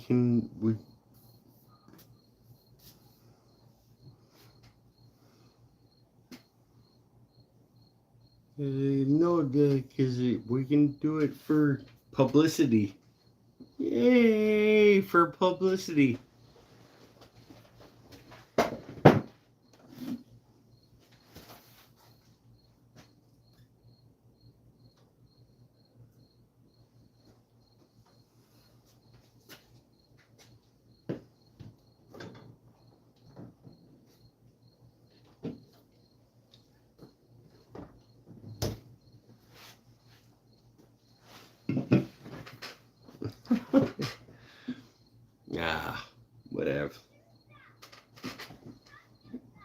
can't do enough for publicity. Somebody is living life with their bridesmaids or whatever.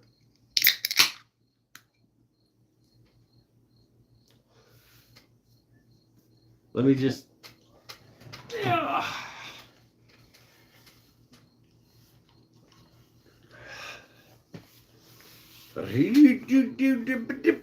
Bow.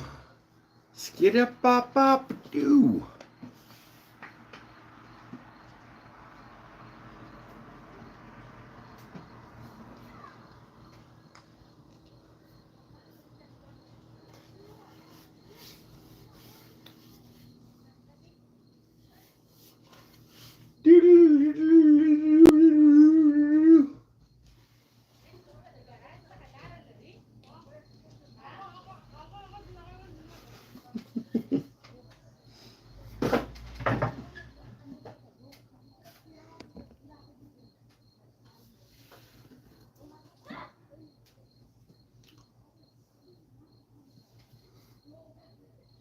Oh, good. There's some people still here. I don't really know why, but maybe.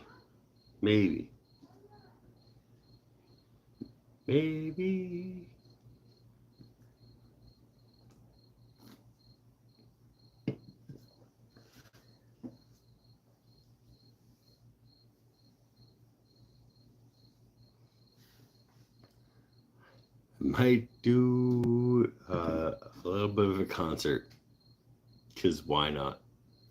Because some of you will still just be here anyway, waiting for the hot ladies to come back. You know, hot ladies, dude, they're not hot ladies, they're teenagers.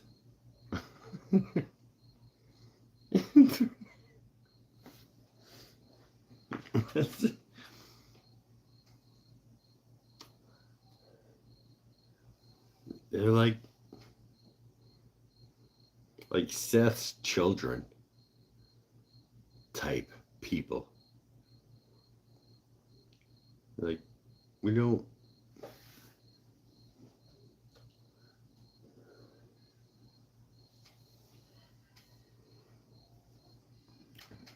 Not the TikTok ones. What's from Fort?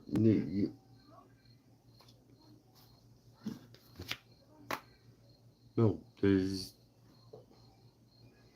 like 17 to 20-year-olds out in the street doing TikToks and stuff. Like,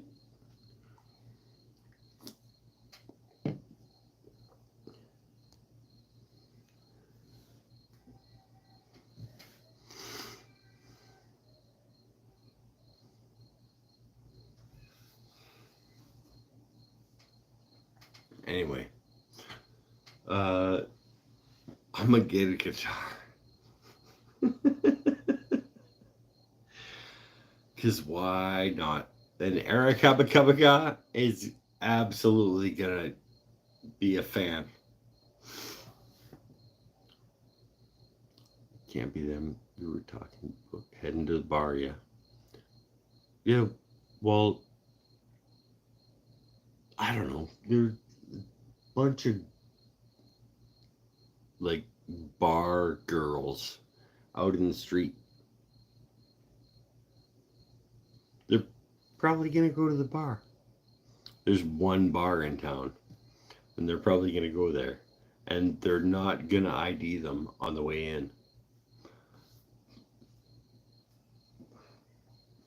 Just saying.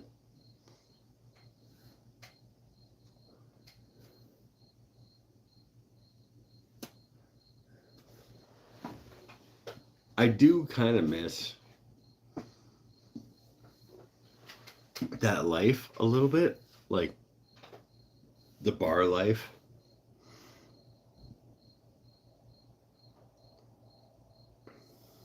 But we've grown up since then. Let's not go interview them. Get the next Hawk to a viral clip. Yeah, no, that.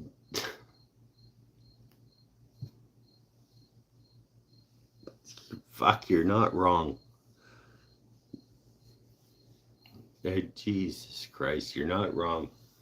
Like, just grab a chick and be like, oh no, that's it. Like, and away we go on the internet. That's not what we want from the world, is it? Like,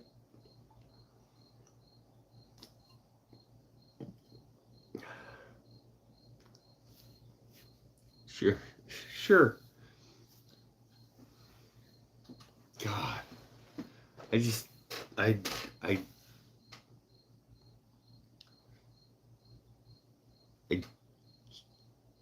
I'm angry.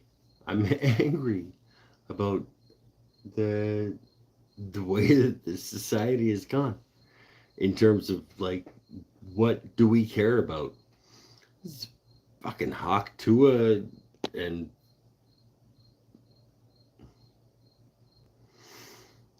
might not be what we want, but it's what the world has to offer right now, so take it. We just like make as much money as we can off every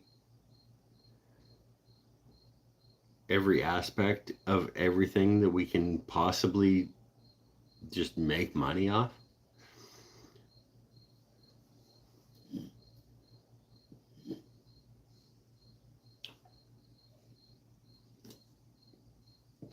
I disagree. I just can't. I just can't.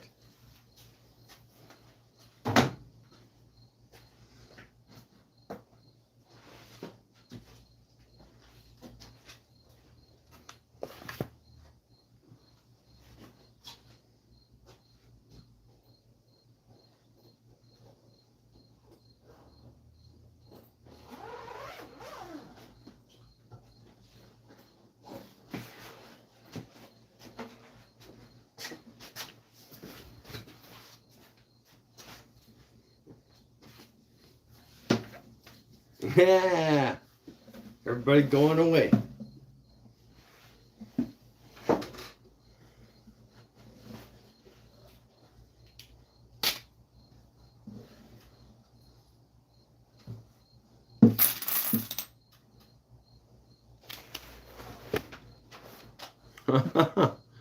That's interesting.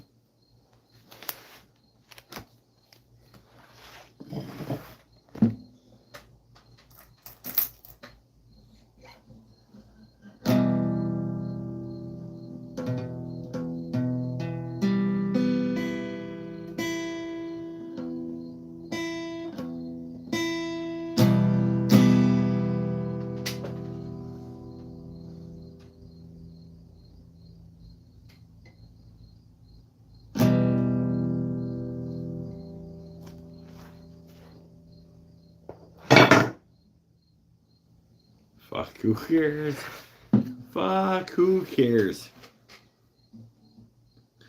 All along the long highway east of Omaha.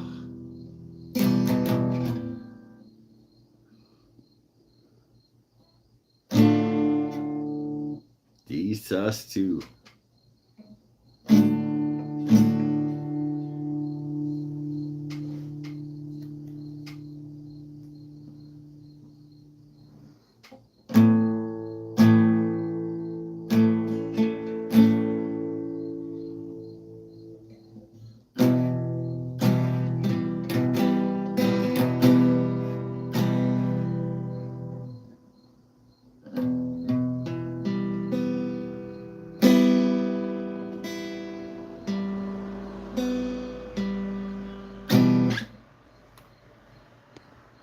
It's not good.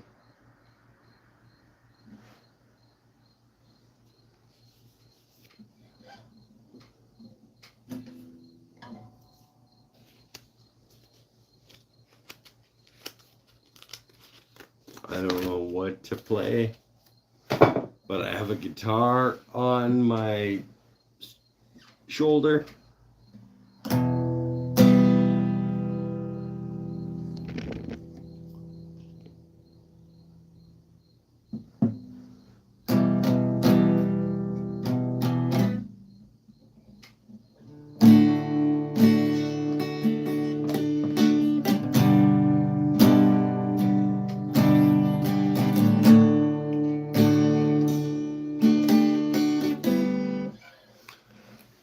Gonna have a song to play.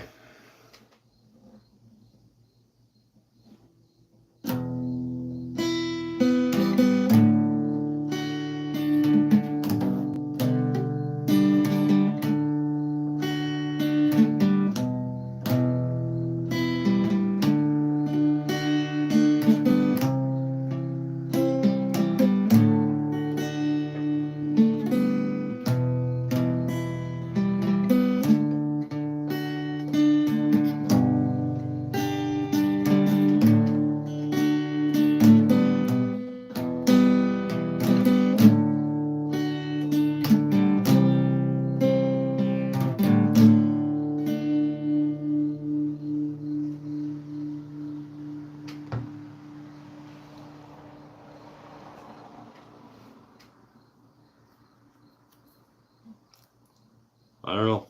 I don't know what to play.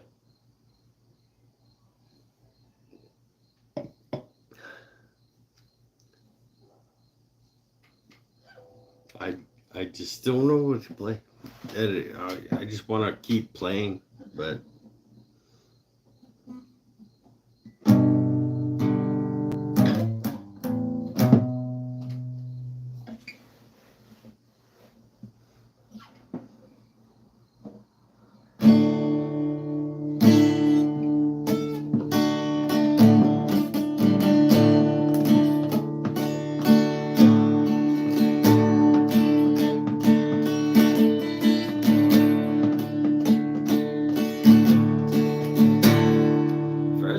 climb the tree, and maybe then we'd talk, or sit silently and listen to our thoughts, losing to someday, just in the golden light, no dress rehearsal. This is our life.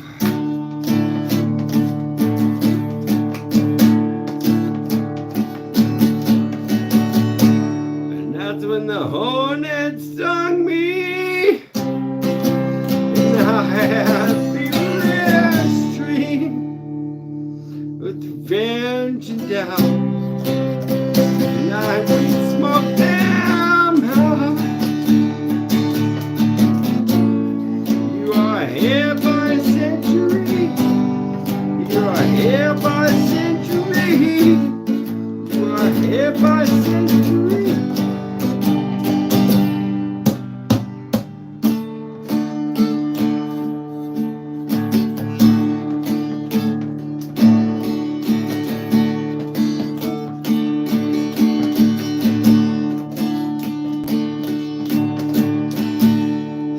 In the morning trial, and the day began. I tilted your brow, I tilted your head. Rain falls in real time, rain fell through the night. No dress rehearsal. This is our life.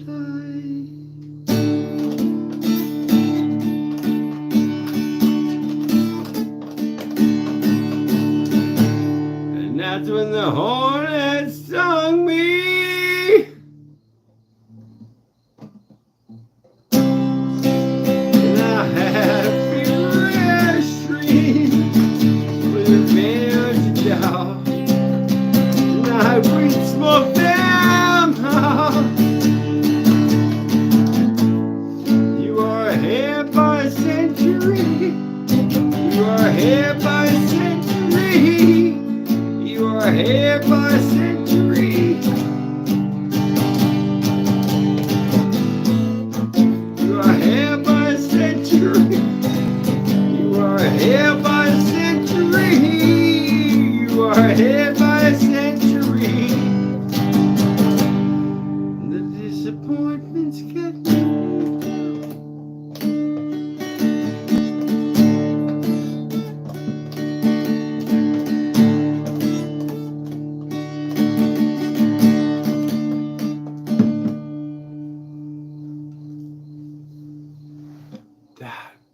was just straight garbage. But I loved every second of it. See, that's what we need to distinguish for each other. Is it doesn't need to be awesome for it to be awesome.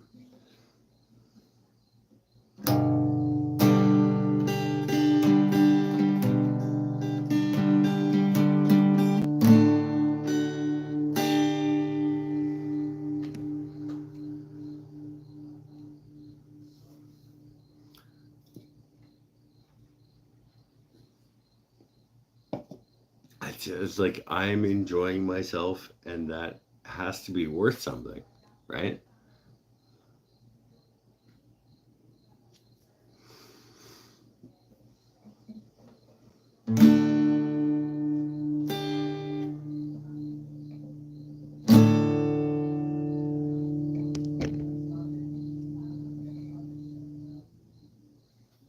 Phone's gone. Oh yeah, the Mikey B's out for the night.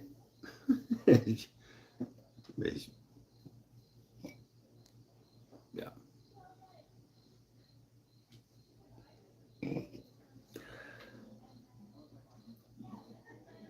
He's a better drummer than he thinks he is.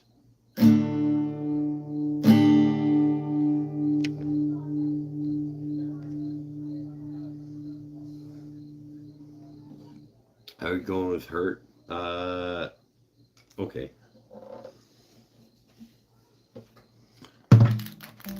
It's not.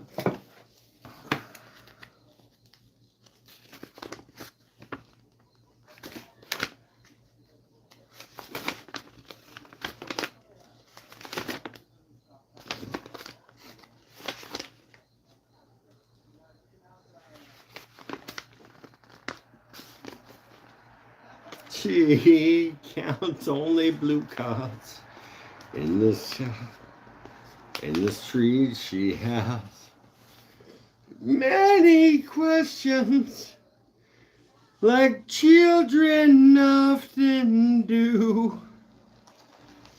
And she said, "Tell me how your thoughts on God."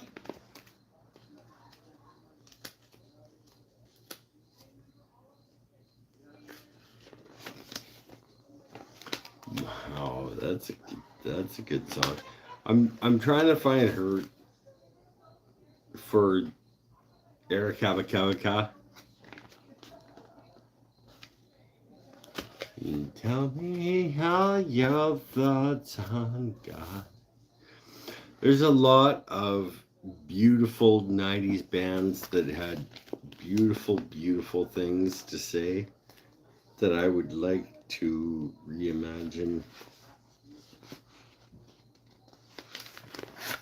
There it is.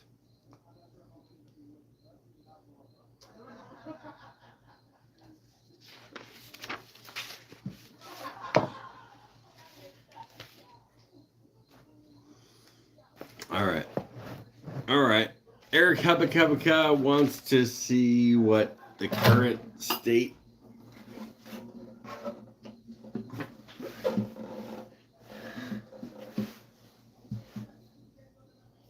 is. Not great.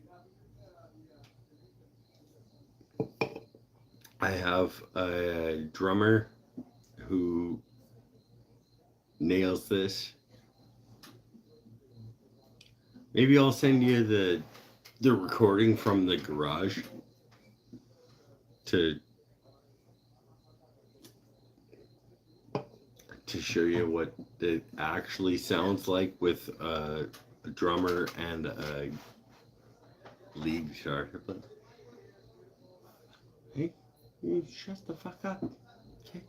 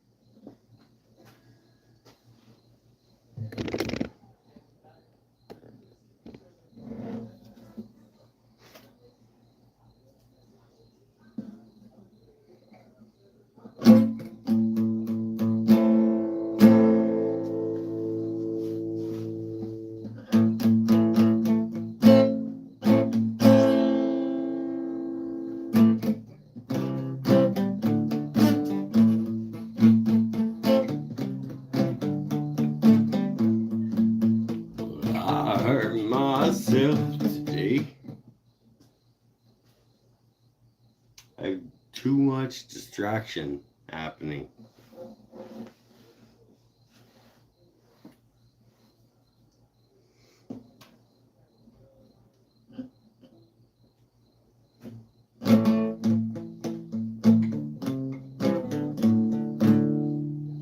I don't think I can play it.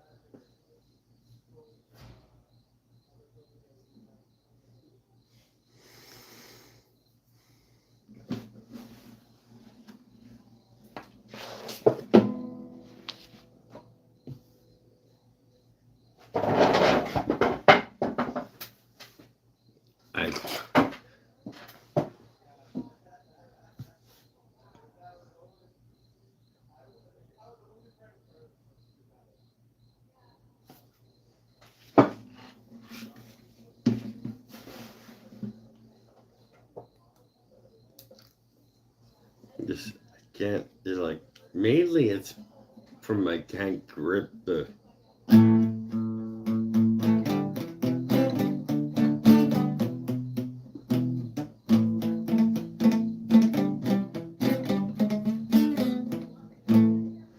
I heard myself today. I see if I still feel noodles. The only thing that's real. The old days old. The old familiar sick. Try to kill it all away. I remember everything.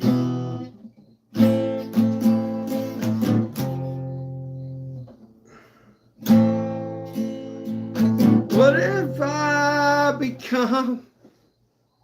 I can't get it right now.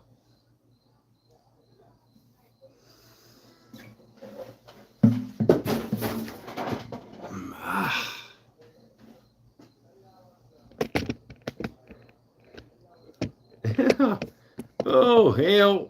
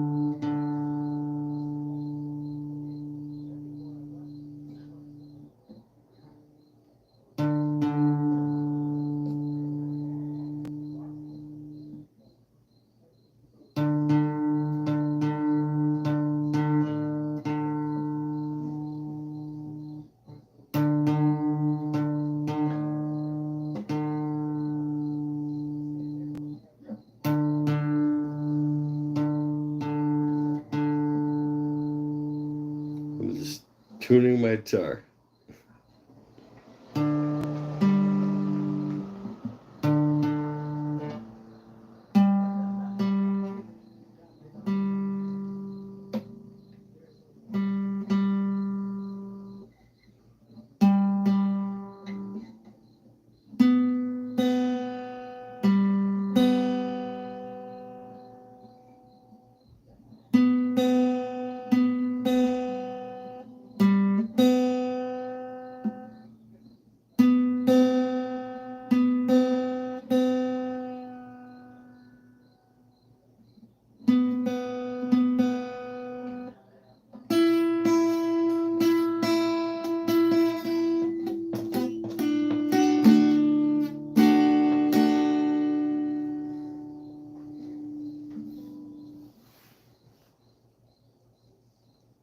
It's,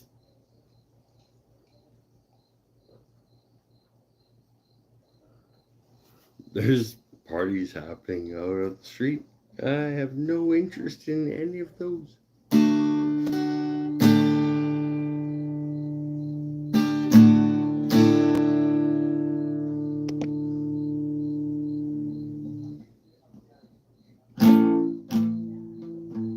I'm gonna shut her down because This is getting stupid. And I'm happy to thank you all for.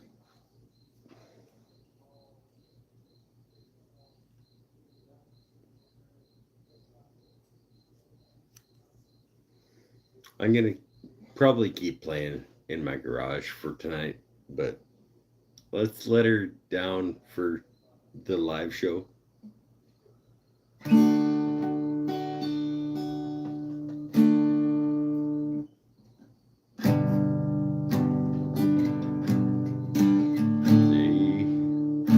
you want diamonds and wrinkles, so red to remain untold.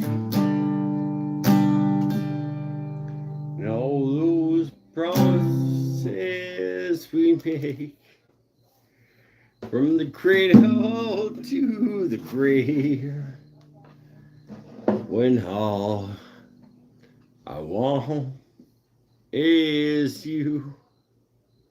All right. Bye for tonight. We'll see you in 2 weeks. Probably, maybe not next week. Oh, God.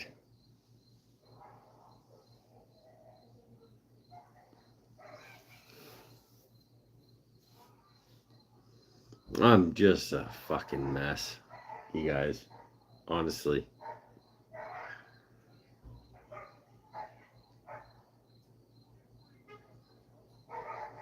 I'm not okay. But I thank all of you for being here with me. And appreciating that I'm not okay.